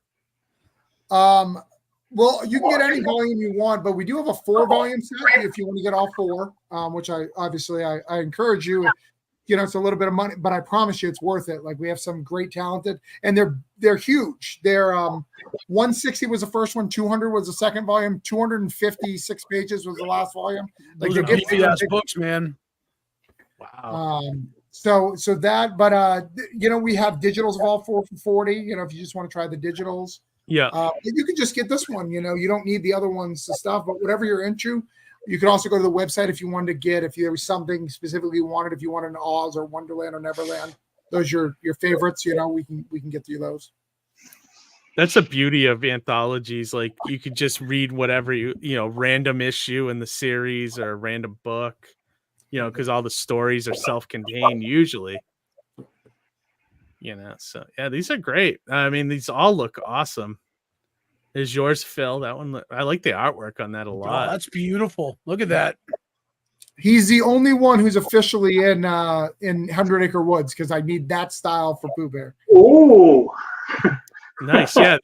I haven't said that a lot. Had you not known that, Phil? Oh, just found out. Breaking news. Breaking news. I'll reach out to Jack right now. I like that look, though. That watercolor kind of storybook look is really cool. Yeah, this all looks really awesome. And there's yours, Stony. Yeah, these are magnificent. Yeah, it looks good. Yeah, we keep it on the relatively affordable side. We don't go crazy. I don't charge like $10 for shipping. Not any of that stuff, you know. It's all pretty affordable. I love that you do the collector's box set too. I think that's really cool. Yeah, we got really cool. For Surrounded by Death. We got one right here. It's nice. Oh yeah, let me see. Hang on. See, this yeah, look at that. Oh wow, look at that. That is really nice. Cool stuff. It'll have metal bookmarks. I got metal bookmarks. These will be in there. All these cool. Oh wow, look at that. Poly bag, the whole shebang. Oh man, yeah, you go all out, huh? Yeah. That's great. Love it. Yeah, no, this looks like a great campaign. I mean, have you? Oh wow, you created 28. Wow, you're like an old hat at this. Yeah. Mad Hatter. And I backed a few too. Those are all physical. Oh my God, 1201. Holy shit, Johnny, does he have you beat on the number backed? Oh yeah, 100%. Put me out of the water. Are you kidding me? I'm a super backer. He's a fucking mega backer kid. Oh wow, holy shit. Yeah, I mean, the campaign's still going. This is great. This is a picture of book signing. That's cool. Yeah, we do. So one of the things we do is you can buy as an add-on 5 signatures, and I get the Florida creators of it together to do a signing. You know, we've done in the past. Yep. So these are all the past signings that you guys have done. Awesome. Very cool. Love it. Cool. And then all of these are my personal books that I've written. So you're wow. Instead any of my personal stuff. These are the How have we not crossed paths before, Travis? Like, I've heard your name mentioned. Again, Johnny is actively avoiding me. I don't know why. I have a brother in prison, and Johnny wears that bandana. So I think they may have known each other in prison, and something happened. I don't know all the details. I'm not gonna lie, I did have family in prison. See, look, something happened, and he avoids me. This like one, reverse stalking. Judas. I remember seeing that one around Was that one of your was that one more in the public eye for some reason? That one went to comic stores, so maybe it started in comic stores. Maybe that's why I seen. Yeah, yeah. That's not a kick. It was a Kickstarter book, but it went to comic stores first. So what's the concept of that story? It was were demons in the coins, or the coins represented demons? I forget how that went. So yeah, Coins of Judas is the 30 pieces of silver spawn 30 different demons bought with the worst sins you can buy. And these are demon hunters trying to hunt down those coins. It's a cool concept. Thank you. Yeah, no. I mean, I'm astounded by how long have you been making comics, Travis? Like, I did some from like 2003 to 2006, and then I stopped and just started getting back in like 2018. No kidding. That's a lot of output for, for that short a time. Well, I'm old now, Keith, and I need to do more because I'm gonna die. That's awesome, man. Yeah, I feel that too. I'm getting older, and I'm like, I just so much other stuff I want to make, and nothing like mortality to just really motivate you, huh? Really. Yeah, mortality. 100% really is. fuck your day up, And let's be honest, like if I really want to get to the Marvel and DC, you only get 5 years there total, anyways. Like everybody's gone after 5 years total anyway. So I really don't have a lot of time. That's true, and that's if they're even there in 5 years, right? And all the stories you hear. But yeah, let me zip through the rewards here really quick, so you can get a PDF of it. That's pretty cool. Just for 12. And then so $29 plus. Is that with the shipping, or is the shipping? No, we do charge shipping, but it's $6. It's not like the 10 or gotcha. 50. So it ends up being about 35. Yeah, some of these shipping rates nowadays are just ridiculous. I don't know what's going on with people. Like, keeps going up. Yeah, it's like going crazy now. $15 is like how much handling is in the shipping and handling. Yeah, you don't want to know. You don't want to know. Handling here. You don't want to know. I'm gonna say it drives me crazy when creators do that. Like we're already making a huge amount of profit per book, like because of the Kickstarter rates. Let's be honest and stop lying. You can't gouge them again in shipping, motherfuckers. Like that's just wrong. Yeah. Like I'm paying $10 for shipping, but I miraculously get a T-shirt mailed to me through media mail. Right. You pay $10 and you know it's media mail, so you know they didn't pay $10. Yeah, right. Yeah, right. So I think when you list free shipping, because shipping, I mean, I feel like if you list free shipping, your campaign will get that much more, which will pretty much compensate for what you'd pay for shipping anyway. So like I say, go free shipping. Why not? Yeah. Unless you have bulky items like a box set or something of that nature, but any flat single issue item. He could have put $35 free shipping, and no one would have known the difference. It's like exactly. It's a game you play, I guess. Right. But I don't know. I mean, people are willing to pay some shipping, and the international stuff is out of control, though, too. Yeah, but it's cost so much to ship international. I mean, it's every time I try to estimate on my campaigns, I end up being wrong, and you just eat some international shipping money. Yeah, so it's good to overperform just for stuff like that, which that sucks. Like I hate it when your campaign just barely makes the goal, but then you end up paying out of your own pocket to deliver on it, which sucks. But this looks great, guys. All of you. I think you guys did a good job here. And so what is the sweet spot perk, Travis? I think the best perk is really like, believe it or not, just the book. I don't make a big deal about it. Just get the book. $29, get the book. Just get the physical to you. We put so much in the book. All of our stretch goals are book related. So just the $29. Like I don't need you to spend more or buy the book. I want you to get what you want. I would buy the book and buy a bookmark. Bookmarks are like $6, $7 in the background. I don't remember what I put it on. And it's complete already. So it's short turnaround time, right? Correct. Yeah. We plan on January. I really plan on December. I'm just putting it down. We unfortunately, when you come to trade paperbacks, you've got to go overseas now. It's done so much in America. Like, I mean, the rate, it was literally, just to give you an idea, for our last one, we made 35 it was going to cost us $30 to print 1,000 copies in the United States because of softcover and hardcover. I went overseas and it was 13. Like, wow. That's like, it's not even it's like sick. Yeah, I want to shop America, but like the gap is too yeah, high. you can't like it's to way make too- comics and to have a profit. You can't like you Right. have to go to overseas. say that to shop America, you would have to advertise shop America. You know what I mean? Right. Like, and that hopefully might compensate. But even then, it's like you shouldn't have to do that. It shouldn't be that it's way. absurdly more expensive. Right. Are you gonna put it through Diamond and all that, Travis, too? All these I books? believe it or not, I was declined by Diamond, which I was very confused because Were you really? The Diamond put out. And I was Are you serious? Well, I am heard serious.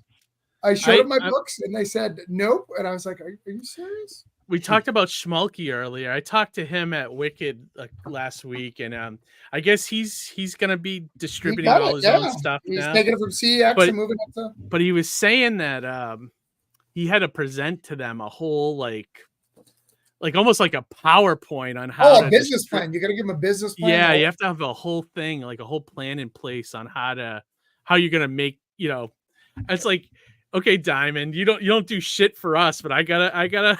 It's like.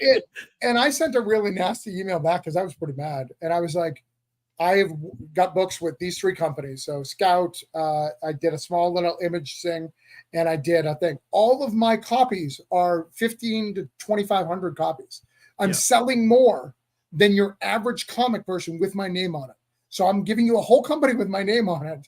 Like, and you don't trust me? Like, that's what is wild. your problem? And I promise you this will sell. I have stores buying it monthly. Like, I promise you it'll sell. So Yeah, I mean it's recognizable IPs, if they want to look at it that way, Yeah, if you have a comic It's store or wild. gaming store, I can promise you money back guarantee that you will sell 10 copies in the first week. Yep. And if you have just a comic store, you'll sell 3. And it's just because of the price tag. It has nothing to do with the stuff. It's $35, which gamers have no problem paying $35. Gamers are yeah. $35. That was cheap. Any War Machine miniature I buy today, that's fine.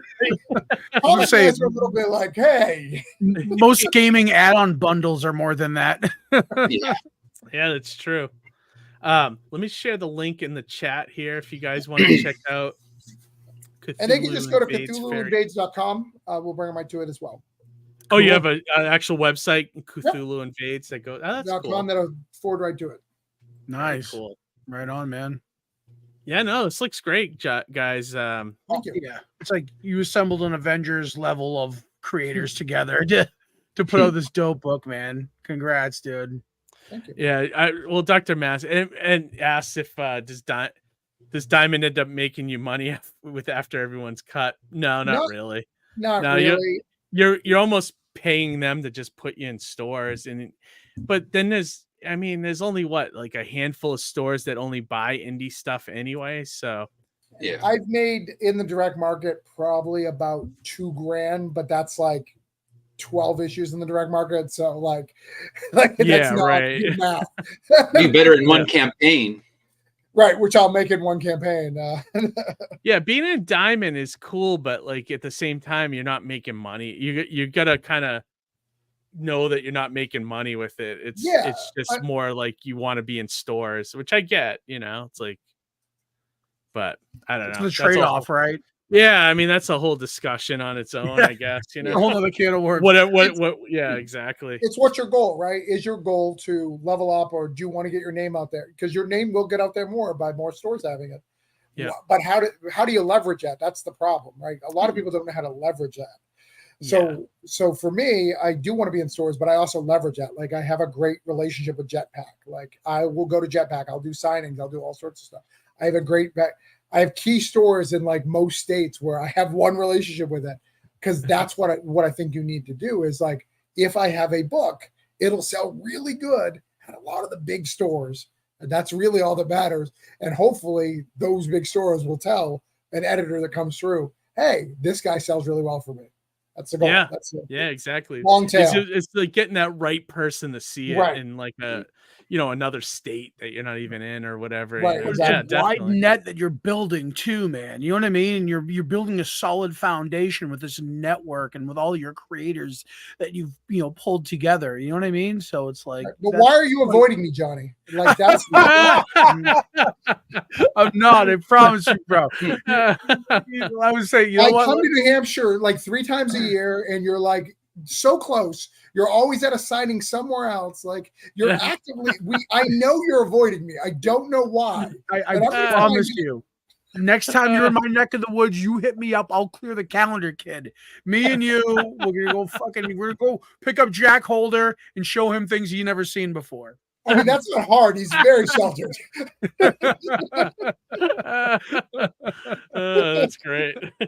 I was going to say, before we move on to our own shameless self-promotion, do we want to give all these cats an opportunity to promote themselves and plug themselves? Absolutely. And maybe talk a little bit about what's coming up next? Yeah, if you guys want to go around the room and share your socials, website, any upcoming projects, things like that, go for it.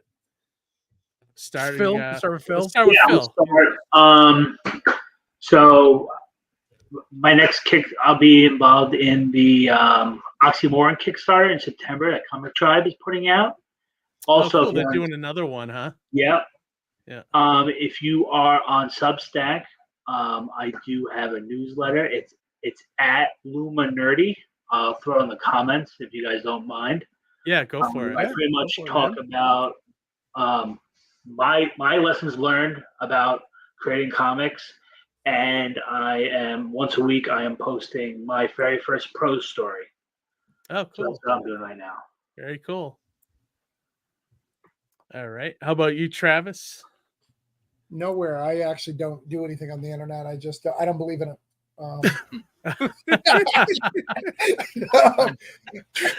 Travis Gibbons on Substack is where you can find me. Obviously, Cthulhu Invades. I want you to back this book. Show supporters, not just me, the creators. They all get taken care of. All right. Baltimore. Come find me at Baltimore. I'll be at Baltimore Comic-Con. And then on Wednesday, buy your previews. Ask them to order Granite State Punk the Coven. That is my next book coming out through Scout Comics. Oh, awesome. Very cool. Ed? So all my social media is under Finish Line Comics, and I have a website, finishlinecomics.com as well. I just wrapped up a Kickstarter for Corruptor 2, so I'll be sending out those ones, and then the next Kickstarter that'll be launching will be for the 10th issue of Immortal Era, and I also have 2 new series that'll be coming out later this year. One of the series is going to be based on when I dealt with a whole lot of bullshit with my eye surgery and wrote most of the story in hospital waiting rooms as I sat for 17 hours waiting for them to fix my eyes. So that's going to be a wild one. And then I have 2 public domain characters I'm playing with that I'm going to put a story out with as well. But I'm waiting till the artist comes on live with me for a show before we fully announce it. But yeah, lots of stuff coming out from Finish Line Comics by the end of the year. And yeah, definitely hit this Cthulhu story. I'm really proud of it. And it's the first one I've actually shown my students, because I taught the story last year and I was showing them the art because everything else is too gory and too much profanity. But I'm like, here we go, students. I can finally show you this because we read multiple stories about wishes turning wrong. And this one, they can actually look at it. And even though it's dark, Travis made me go into the PG-13 level for the first time. Nice. That's good, though. You at least show them to your students, Yeah. That's awesome. Travis had to rein you in a little bit. Yeah. Calm me down. Like, none of that profanity. Knock that shit off. PG-13 or you're not allowed. That's great. Hey, I mean, he's directing it, right? I mean, that's why it's got some good quality there. Got to sell it to all the people at the con. I mean, it makes perfect sense. Absolutely. I get one F word and one titty. That's it. One F word, one titty, like any PG. Not from me, so I'm not taking the blame. Right, I gave those to somebody else. Yeah. Because you knew if you gave me free reign, I'd go way too crazy with it. That's awesome. How about you, Stoney? Yeah, you can find me at Bold Bearded Bard across social media. I don't have everything in the works right this second. Cthulhu has all of my attention and focus. So yeah, go back me and my friends. Awesome. Very cool. All right, gents. We're going to move on to our segment for Shameless Plug. We're going to start talking about Terrificon. So if you guys want to jump off, I mean, you're more than welcome to stay if you want. But if you want to jump off, you can. I'll Yeah, I'm gonna I'll get let you- going. Thank you for having Okay. me. Good seeing Yeah. you again, Johnny. See, Good we seeing you, meet, Ed. and we're on the opposite coast, Travis. I don't know what's wrong with you. Yeah, Ed, thanks for joining us, man. Thanks for coming on. Nice meeting you. Thanks, gentlemen. Great night. Appreciate it. Yeah, Thanks Phil, for thank coming you on, for Phil. joining us and Thanks so much, adding to the guys. Take care. conversation. You got it. Awesome. I'm gonna talk shit about Connecticut, so I'm excited. Okay. Word. And Stony, you gonna stay on? Actually, I think I have to go. We're remodeling the bathroom, and I'd like to get that done as soon as possible. So, There you go. You have models in your bathroom? That's hot. yes, that's I know. what I said. Who wouldn't stick that's- around for that? Yeah. Yeah. As much as I love seeing your faces. Yeah. All right, Stony, thanks for joining us, and we'll talk to you soon. Absolutely. Thanks for having me. Have a Yeah, good night. Thanks, absolutely, brother. man. Have a good All one, right. man. Good meeting you. See ya. All right, before we get into our discussion about Terrificon, let's play this.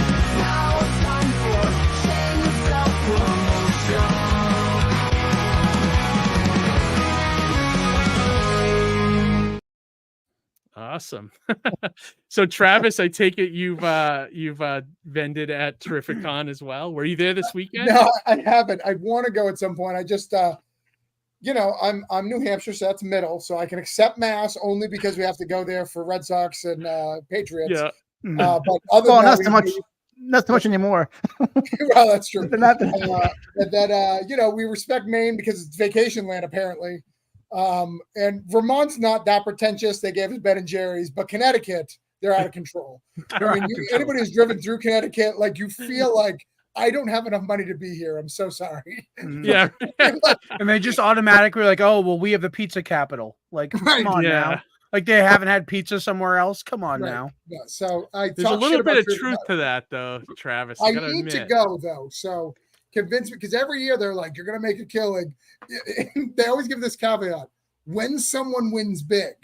So if someone wins big, okay, I'll make a lot of money. They'll buy your table. That's Sure. Yeah. that's one show I haven't gone to either. I would love to check it out next year. Well, Definitely. I'll have to- Yeah, I mean, if you guys Okay. have questions for me and Johnny, we were both there, so but I will say there's a little bit of truth to what you just said, Travis, about the money spending. Like the impression I got this year is that there was so many people there, but there was not a lot of spending with the indie guys for some reason. Like we did okay. Like me and my wife, we did okay.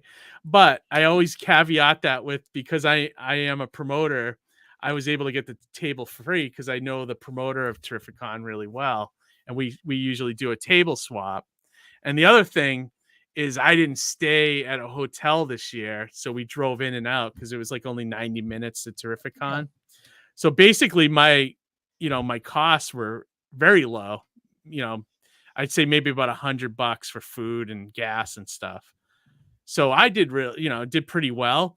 But if I had to pay for a table and a hotel, I'd probably be steaming right now, so, or I'd be a little upset about our profits. So, and I mean, Johnny, did you hear the same thing from people, or like, I mean, I did. I don't want to bag on the show because I like it a lot. I don't think there's anything that was the show's fault. Exactly. That I think caused it's the bad spending patterns business. of people right now.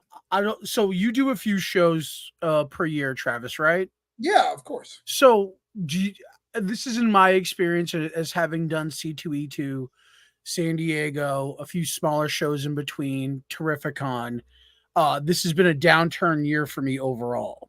I've noticed that. I don't know if you've noticed that as well in terms of previous years. So explicitly at shows. I'm not talking about campaigns or anything like that. Explicitly at shows, it seems like it's been a downturn year. Well, I mean, I would say even campaigns. I think you're excluding it is wrong. I mean, I think most people say that their campaigns are lower than years past, as well as tables. Yeah, I think and this happens every election year. It's not even like I one fucking side or said the it all other. weekend long, kid. All weekend long. Everybody's like, no, you're crazy. You're talking politics. It's bullshit. Every fucking election year, it's impossible to sell indie comics. It's like Why would that be, people though? are throwing their money at the wrong kind of campaigns. Yeah, I think people some people Well, I fear. think there's a fear there. Yeah, Well, right. there's also Right, fear. there's a People are fear that holding something's going back. to change one way or the other. Like, oh my God, it's going to go this way. It's going to go this way. So they hold on their money. You got you'll till November. notice consistently, and you can track this all the way back. Our economy is always bad in an election year. Like fact, like the 6 months leading up to an election, it's bad. So the new guy can fix it January 1st, whoever that new guy happens to be. Right. Like it's a magical like wand. It's not that Christmas came and that you just spend that money anyways. It's that, it's a magic wand that they got. So I said that I did talk to a couple of people who went to Terrificon, and they told me the two people who I went to, one said they were $60 for making table, and the other one said they were $20. So that's you should always at least make table. I know table costs are getting high, but like that doesn't good. Where some people have said in the past that Terrificon is their con, like they make bank, like people will wipe the table and buy the table. So, well, it's always been a show. I've done it many times, and it's always, I can't figure it out still to this day. It's my profits are all over the place. Yeah. Some years were really high. Some years I don't make the table. It's just a weird show that I just cannot figure out what people are looking for there. And, I did about a third less than what I did last year. Now my numbers are different because I've got my gimmick, so it goes a little differently. But in terms of the actual amount of books I moved, I did a pretty good job. Not as much as I'd say as previous years, but for sure, I sold a few books, enough to, like you said, make table. So even though there's a lot of celebrities at this one, I mean, is it still indie comic friendly, or do you guys still think it is? Yeah, that's the one thing I think. Like Travis, you've been to Boston Comic Con before it turned to Fanboy Expo, right? Right. Even Wizard World Boston, good sir. Wizard World Boston. Yeah, right. The Bayside Expo Center. Jeez, I remember that. Yeah, I remember that. Terrificon has kind of become what Boston Comic Con was right before Fan Expo bought it. That's a great comparison. Yeah, the ecosystem is perfect at Terrificon. There's not too many celebrities. And there's a lot of focus on comics and comic book artists and that kind of thing, creators, and and they have I don't know. I think it's a good show. It's just some years people are not buying. That's the thing. Like I think because what you guys are saying is like it's an election year, but I don't know. Some people told me they were killing it. So, but I always, I'm always like, are they killing it, or are they just telling me that they're killing it? Like there's a lot of that going on too sometimes. Well, I don't know a lot about the show. I've only known it for about 3 years, but what I hear is the promoter really likes to brag that he can get such and such guests. So he like this guy who hasn't been to a con, and for instance, you had Eric Larson. Eric Larson doesn't do a lot of shows. Yeah. Eric Larson was at Terrificon. He was dope. From what I understand, this guy, whoever is in charge, I don't know his name, but he goes out of his way to get these people, right? Rich, he goes out of his way to get these people that nobody else can get. He's a comic fan. That's why, who was this year? Jim Lee was this year? Yeah, Jim Lee was. Lots of people. Jim Lee, C.B. Selesky, Scott Snyder. You name it. There was everybody was there. Walt Simonson. But DJ Sadowski, I think that's his name. DJ Sadowski. He did Daredevil for a long time. I think so. I think that's the name. Yeah, that con happened only because he lives in Connecticut, and that guy was like, "You have to come out every time." And then CB was like, "Do you still want to write Daredevil?" Because they've been doing all these flashback stuff, and came up to him. He's like, "Yeah, I guess I'll write Daredevil again." No intention. He was just coming to the show because he would beg for him to come and put him up and do the whole thing. And that really happened because of that. Scotty Young was there too. That was Scotty one that doesn't do West. Hey George, thanks for joining us, man. Yeah, hey George. Scotty Young was a huge one, but it was filled with a ton of really high-end comic creators. Was Gary there? Gary Summers? Yeah, he was actually. He celebrated his birthday there. Yeah. Right. He was telling me he's got some new show that he's working on, so we'll have to see if that happens. But me and Gary talked for a little while. We were fine with each other. What do you guys think about the current state of conventions around here? Because Gary, the guy that runs Terrificon, they're all kind of getting older. Do you think that is there going to be a people new things? Running conventions? I mean, I think they're going to come and go. some will die off and some will be reborn, I guess. I don't know. Yeah, But we'll Like, always have hilarious. Plastic City Comic Con, of course, right? Well, I don't know about that. We'll everyone- see. That one might die sometime. No. Everyone gets older except for Keith. Yeah, right. Travis, Well, if you didn't know, Keith does run a convention called Plastic City Comic Con.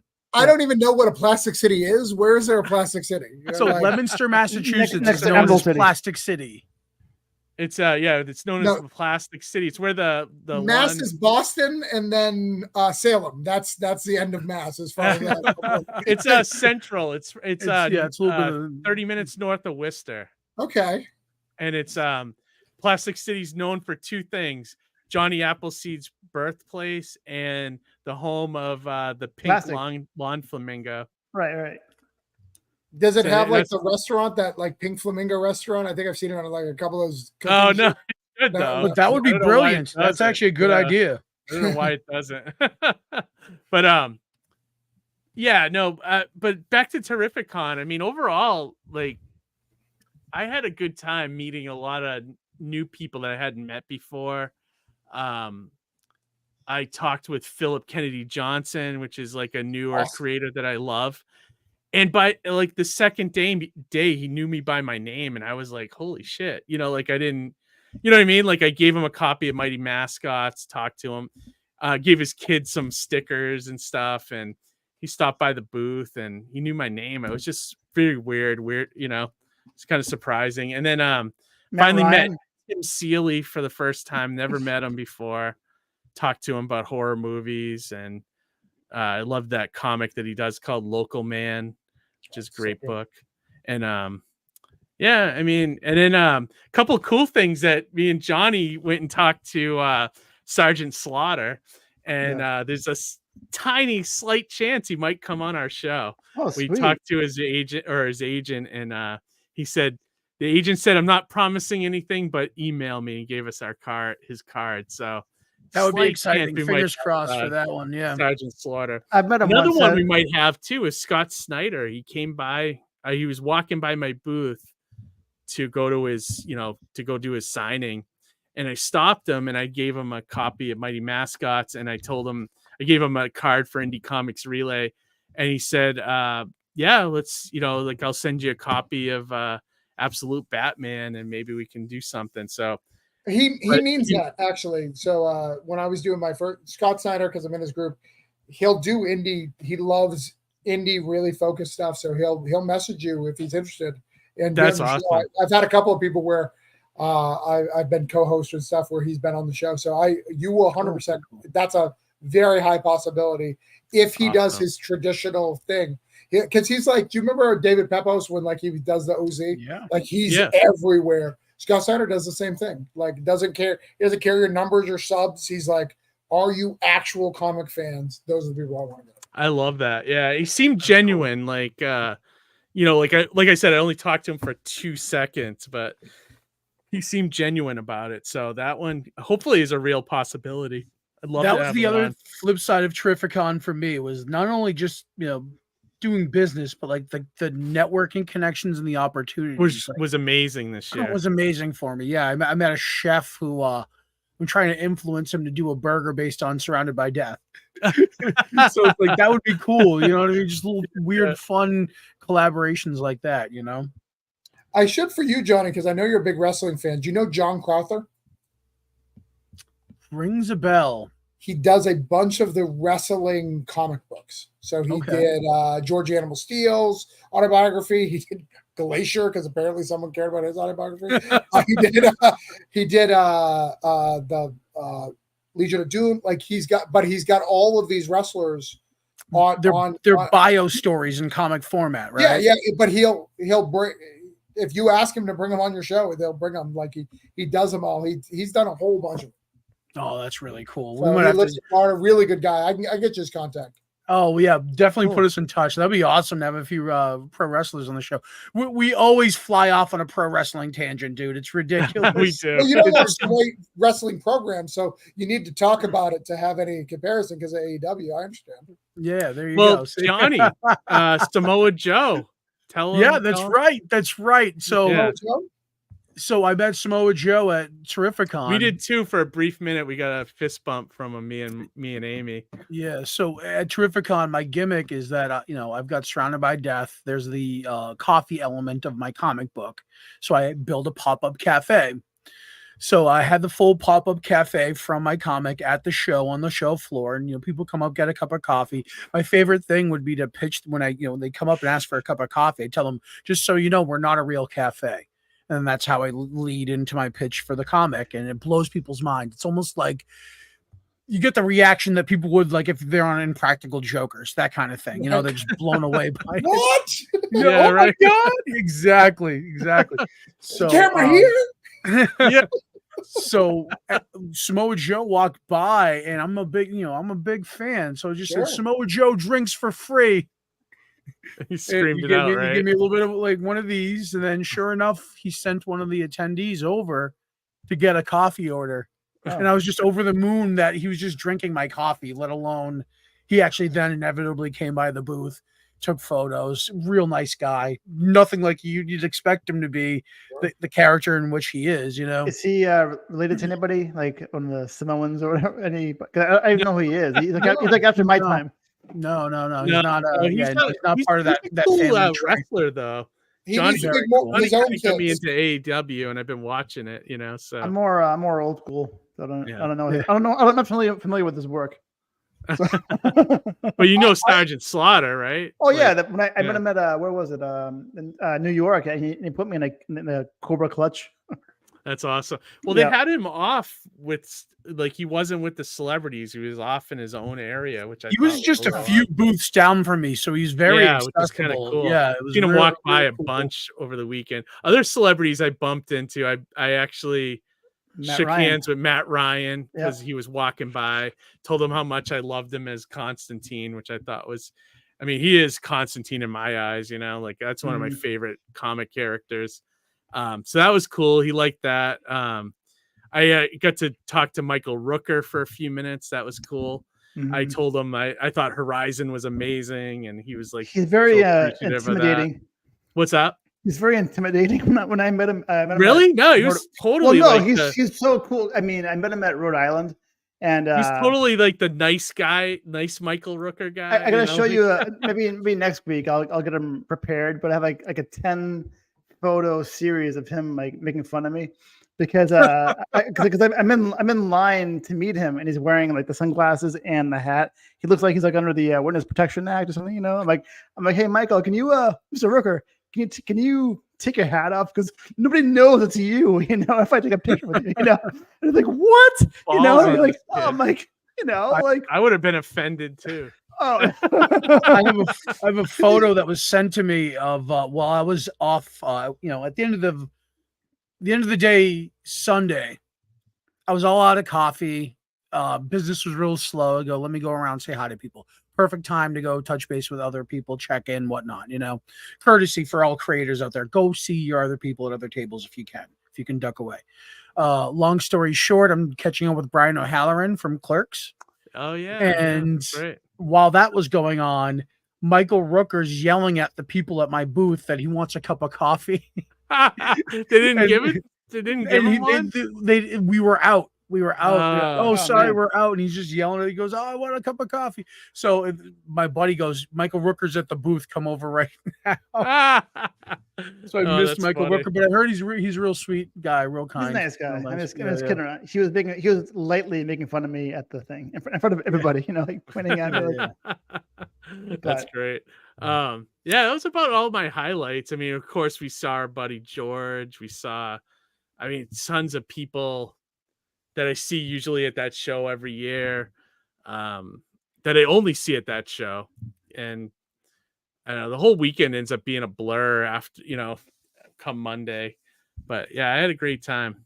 Aside from it being an election year, I think it's a great show. I think anybody who felt deterred by your business this weekend, just understand that it's just an off year and don't not bet on the show for next year. Next year's going to be a little bit of a challenge because next year's show aligns with Fan Expo in Boston. Yeah, that is not a good. But good you know, there's a idea. tone to a Fan Expo show and there's a tone to Terrificon. And if I had to hold those two tones next to each other, I think I'd take Terrificon any day of the week over a Fan Expo show. Because Yeah, you know the- what?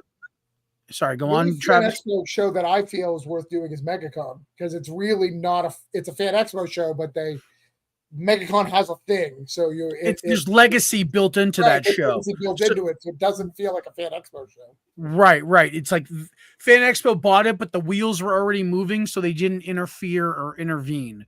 Whereas with Boston Comic Con, they bought that and they kind of turned it into one of their cookie cutter, one of the other shows they do all over the US, and it doesn't feel the same.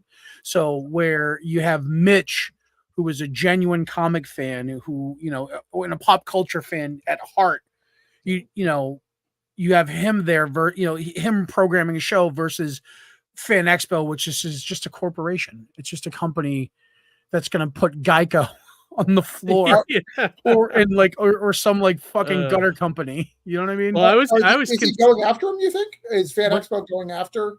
I don't know what happened there. I don't know if I don't know if Mitch wants to go against them or they want to go against him. But yeah, there's something there. Sometimes it's just oversight. You know what I mean? Logistic oversight. Honestly, the worst thing that's going to happen about them button heads like that is all the vendors and artists are going to suffer because it's like, where do you go? You don't think so? I don't think so. And here's why. I think they're far enough away. You think so? I think any crossover vendors you have, other people will either fill in, or there'll be not less attendees, but less vendors. So it'll equal out for the amount of attendees and you'll actually do better business. It's the same idea that you have where you have a one-day show. Table ratio to attendance. That makes a big difference. If you have a one-day show with 1 million tables, people are going to struggle making money. But if you have a balanced amount of tables versus actual attendees and only on a one day, that's a good formula. That was why the first Wicked Comic-Con in Boston was so good. One day show. It wasn't overcrammed with tables. Yeah. They advertised the shit out of it. And it was a killer. And it was just coming back from COVID. So it was a killer show. And they're growing. They're getting better and better. Same thing with Terrificon. Like you were saying, Travis, MegaCon, it's got legacy. It's built on those bones. Terrificon is the same thing. It's building its legacy. It's there consistently year after year. Well, do you think that true was affected by Wicked though? I'm sorry, go on. Wicked was the weekend before, wasn't it? So, do you think that may have affected some of the sales? Maybe a little bit. People, and you can get into if you don't care about the big names and you want indie guys, there's no reason to go to Terrificon. Yeah, I think that's a valid point. I'm definitely going to choose Terrificon, but I did notice because I did Wicked last weekend and Terrificon this weekend. I noticed Terrificon affected WickedCon because there wasn't as many people at that show, but Terrificon was packed. They were sold out on Saturday. And Given that it's a 3-day show, Terrificon, versus the 2 days of Wicked, right? Or was Wicked 3? Wicked was 2, right? Wicked was 2, yeah. Okay. Financially, did you do better at what show? Financially, I did better at Terrificon. Okay. Wicked, I was $10 away from making table. Mm-hmm. But I had a fun time at that show, so I'm not going to bag on that show either. But both shows are great. No, I'm not trying to bag. Just trying to statistically hold up. What was better? Dr. Mass makes a good point. Fan Expo people go for celebs. Terrificon people go for comic people. I think that's true. I think celebs wise, Fan Expo has been kind of weak lately in that past few years. I don't know. It's wasn't too impressed with Fan Expo. I've yet to go. Ever since Fan Expo bought Boston Comic Con, I have not gone back. Yeah, the past couple of years from one wristband to that show. What's that? What'd you say, Johnny? I've not paid for one wristband to that show at all, ever. I mean, I've been meaning to won't. try it because people have wildly different. And again, this is if someone is telling the truth about their sales. People have been saying they have great shows there, and then other people say it sucks. So I don't know. I have to try it one of these days, but. I've heard bad business practices about the way they've managed some of their booths and their artist alley stuff, and just to rub me the wrong way. So it left a bad taste in my mouth where I wouldn't, consider it. Yeah, just the way it is. They don't put any effort into, because I've gone to several. They don't put any effort into the artist alley area, so it's all just thrown in there, no rhyme or reason. So you could be stuck in like a pink anime section, like they have don't think about like it. hardcore. Death Reaper coffee shop, like in the mix of it. And maybe that will work out for you, but odds are someone's going to look down that aisle and just not go. Like, all right, I see everything they want. So that's big of a struggle. Fan expos are all about positioning. Like they really are. If you don't get a good positioning, so meaning you don't have a good rep. So you got an end cap or stuff like I killed it at MegaCon, which is Fan Expo show last year, but I was sitting right across from Jeff Loeb. So of course I killed it. The Loeb is literally right in front of me. People are going to come to Jeff Loeb. I have a good comic. I have enough comics that if they're standing in line, they're going to check them out. That's why I think we did well this weekend too, despite because like we were across from Jason Aaron, so it was like he was like I was like, oh my god. So it was like that was cool, So if you're Terrific Con, why can't you just change the date just to not compete for next year? I mean. That might be an ego thing. I don't know what's going on there. I mean, I personally would have, but maybe it's tough. Maybe, it's tough when you're working with a venue like a casino because there's a lot of might things only happening. have that like date there's available. only a few dates that are probably available. So that's what.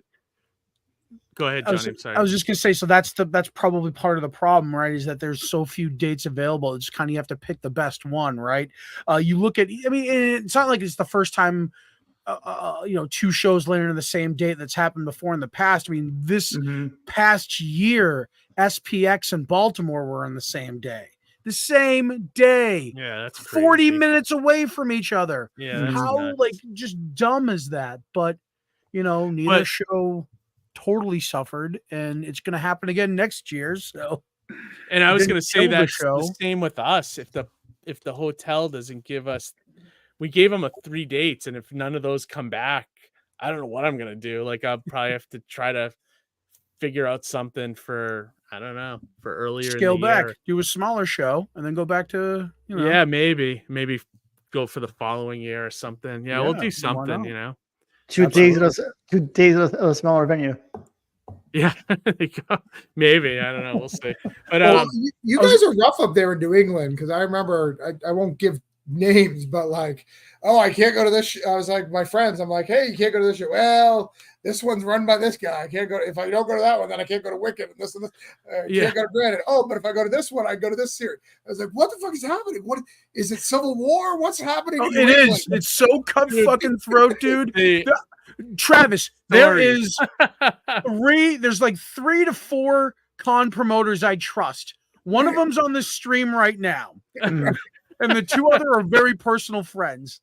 The other ones I couldn't trust as far as I could throw them. Wild. Yeah, that's what it is, Travis. Is I was saying like if a Hollywood producer is out there listening, and you want a great reality show, cover all the frigging con promoters in New England, and like you will have a #1, high rated program on just the stupid shit. That's a show, Jerry.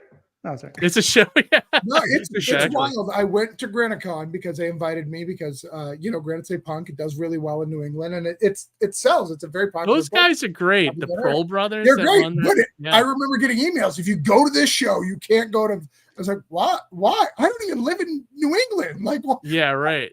I'm flying out. Like, people like people who fly out. Like, that's an attraction. And the one guy it's coming from, and I have no bones throwing him under the bus, is the guy that runs Rhode Island Comic-Con. He's the worst. Like he'll find out if people are going to run a show, and he'll go online and steal all the URLs so that they can't create an effective like website. It's just like stupid shit like that. Like he's like the one guy in this whole area that thinks he should be the only convention around. It's maddening. I envision the story to be like, I don't know if you guys have seen this, but there's a documentary called The King of Kong, and it's about the pursuit of the highest Donkey Kong score. Yeah, that is how we envision a documentary about New England con promoters. Yeah, it's one upping each other and doing all this nefarious shit, and then like kind, honest people like you and Amy who run plastic, getting like the shit end of the stick for dumb stuff. Joe and Wendy are amazing. Joe and Wendy as well. Emily and Jeremy are awesome. There's so many great promoters, but it's just there's a couple that really suck in this area. And yeah. I mean, we've got it here in Florida too, but it's like it's the 2 one-day show people fighting, so it's not that big of a deal.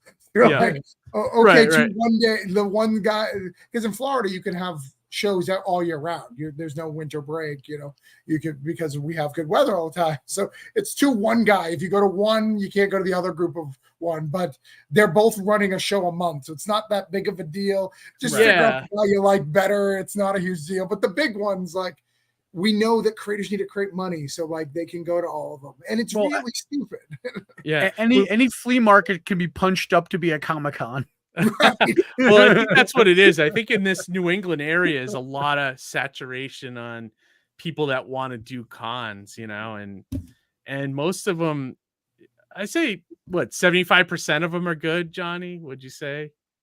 I'd say so for the most part. I mean, I like most of the people in this area. It's just those couple that have ruined the experience, so to speak, But I don't do their shows, so it doesn't affect me anymore, I love New England cons, when I've gone to Granite Con or gone to Jetpack for Free Comic Day or the couple of store appearances.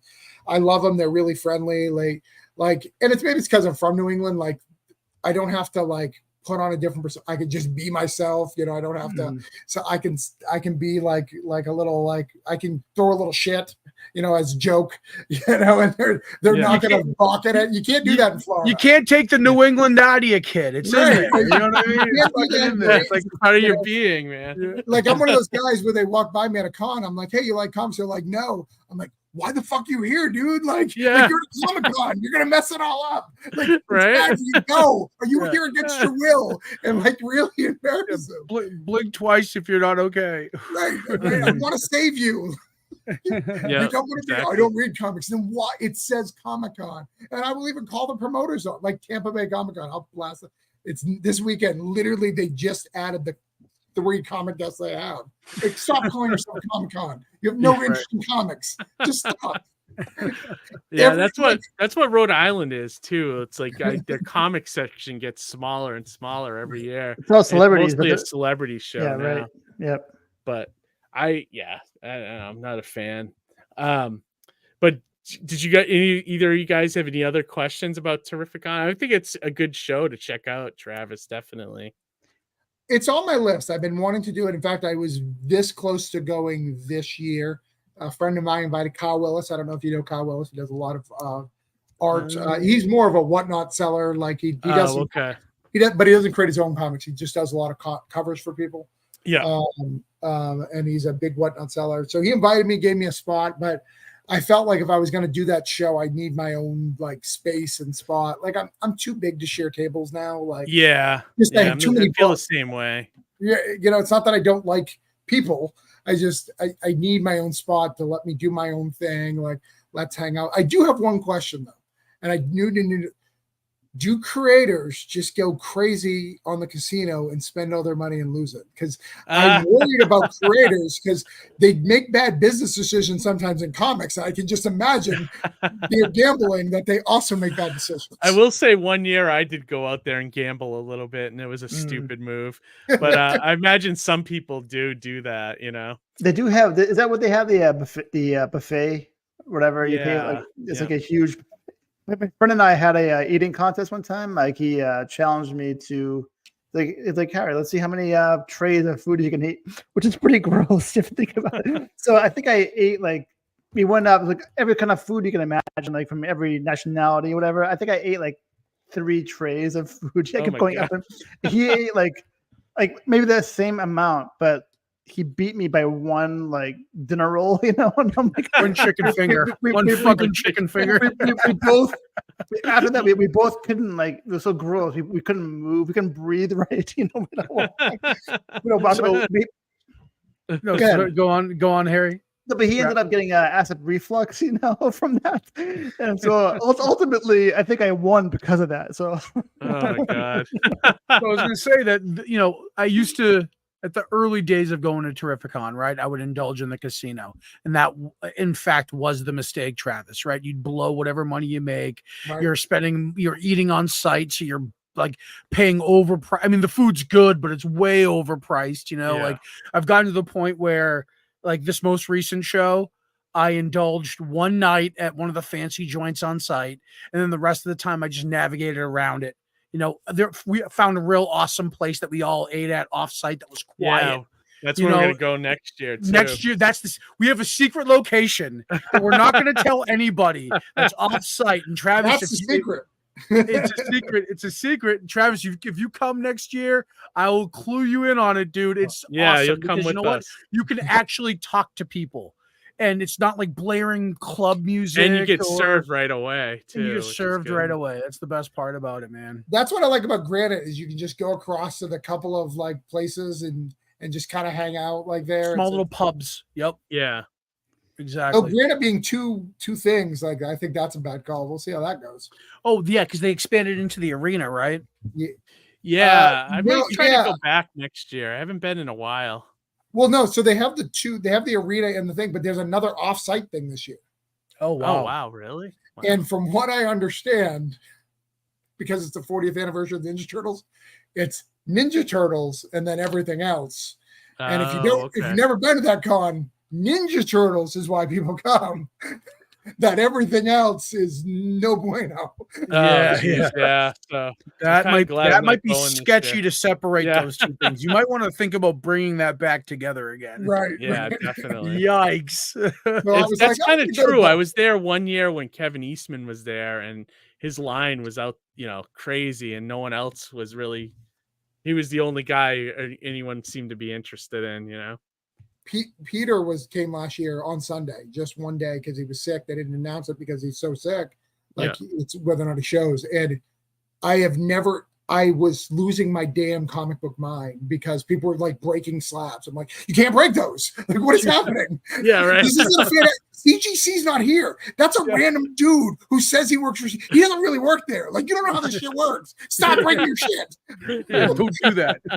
Don't do that. Like, no, it'll be fine. I was like, I know they say it'll be fine, and it may be fine, but like, don't do it. Yeah. Finally, look, please. Yeah. Like thousands of people breaking slabs around me was wild. That is wild. That's wild.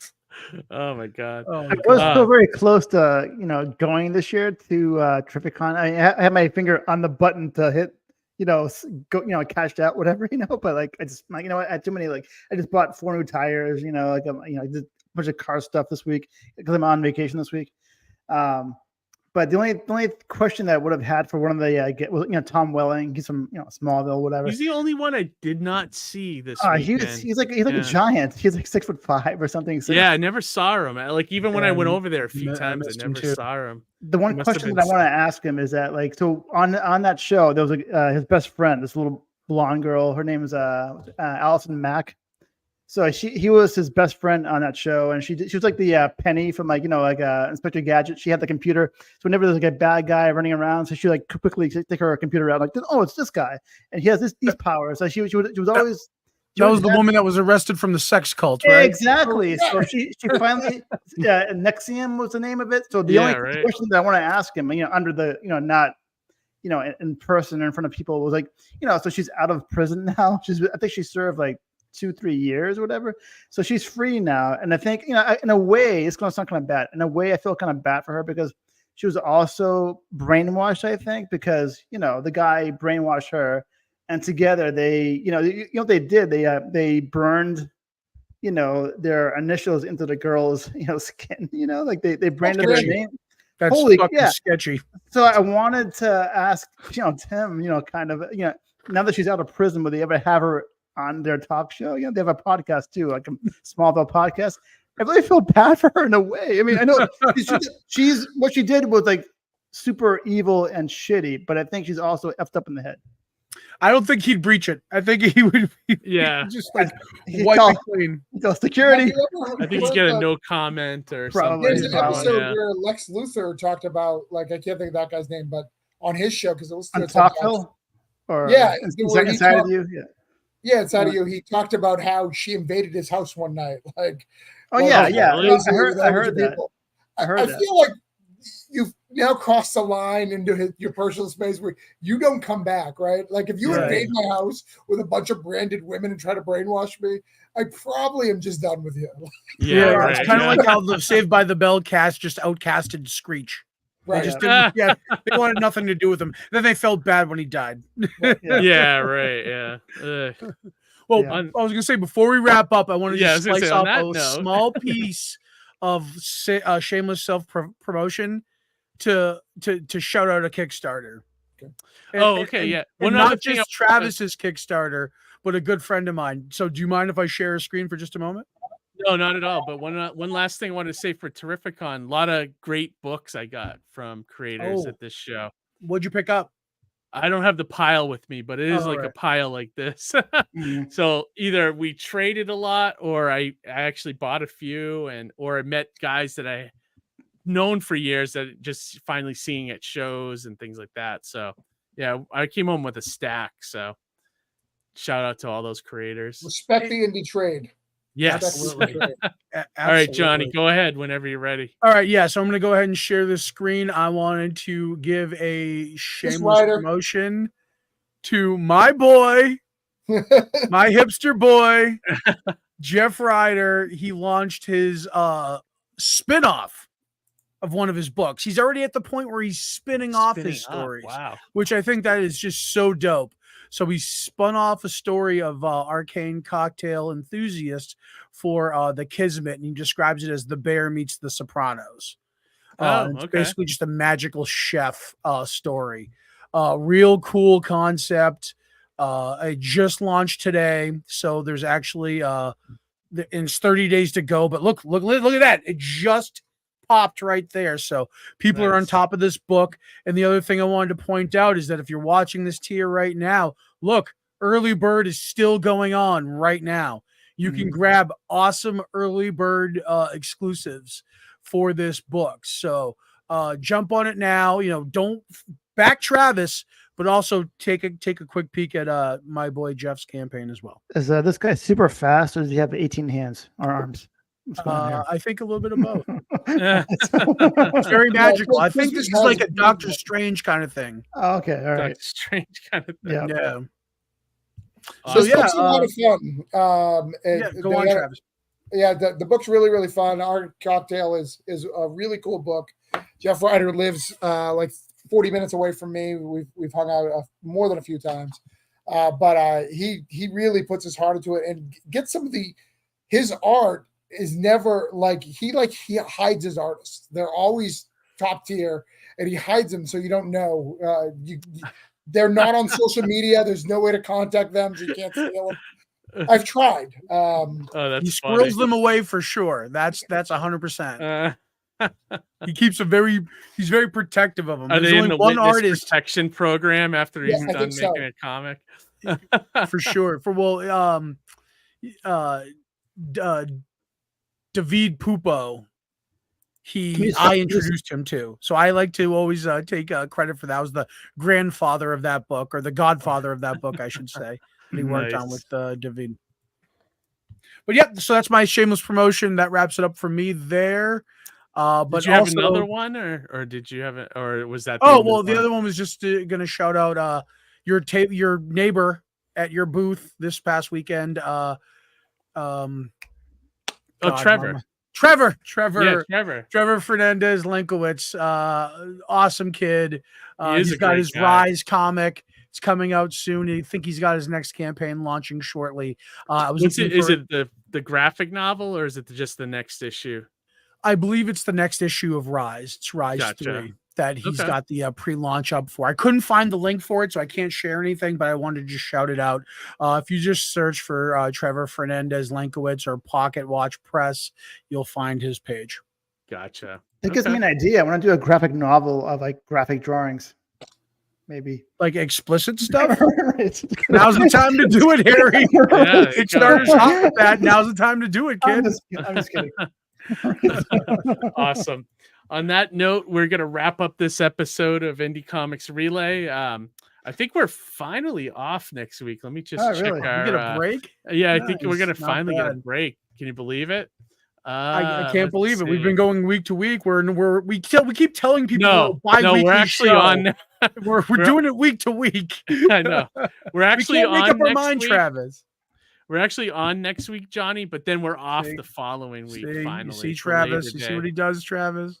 Labor Day, right? The Labor Day? Yeah, we're off the Labor Day week, so so we are on next week. How so. benevolent. He gave you Labor Day off, you know. Yeah, I right. know, right? The Feel so day blessed. designed to make sure you have a day off because so many people didn't give people days off.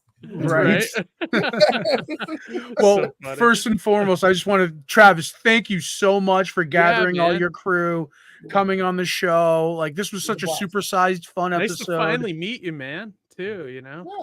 Yeah. Yeah. And I'll try to heard stop the avoiding name. Waiting I yet. wasn't kidding or blowing smoke. Like you two are both people I looked up. You because I was really interested in New Hampshire Publisher. You're one of the first books. You had the most issues out of anybody from Alterna at the time. So I was like, I guess I got to buy this one. Must be the best. It's got more than everybody else. Awesome. And then Johnny C literally has just avoided me. Like Bob Sally used to talk about him a lot. Rich Woodall used to talk to him. Jack used to talk about him. Russell, you're a New England guy. You got to know Johnny. I don't know who Johnny C is, and he's all over my social media, hanging out with all my friends, actively avoiding me. And Harry, I don't know who you are, but you're a Doctor Who fan, so Yeah, man. Right But I've been on, around. Travis, I promise you, next time we're local, like within driving distance, we'll make it happen, bro. I'll be in October if you wanna crash my brother's wedding. Like just go nuts, just have fun. October's bananas because I got Wait, you're gonna be at New York? See, you Comic-Con? already have excuses. See, Are look, you he's gonna be at New already- York Comic Con, already kid? backing out already. I literally have something every weekend in October. It's Oh my bananas. God. But are you gonna be at New York? No, I'm not gonna be in New York. No. Oh, okay, all right. So wait, but you're close by to Spooky Empire, right? I am in Florida. Yeah, I am. So if I make it to Spooky Empire this year, that might be it. Yeah, that'd be a good one. All right, everybody. Thanks for joining us. As always, it was a great episode. We had fun talking it back. Travis's campaign.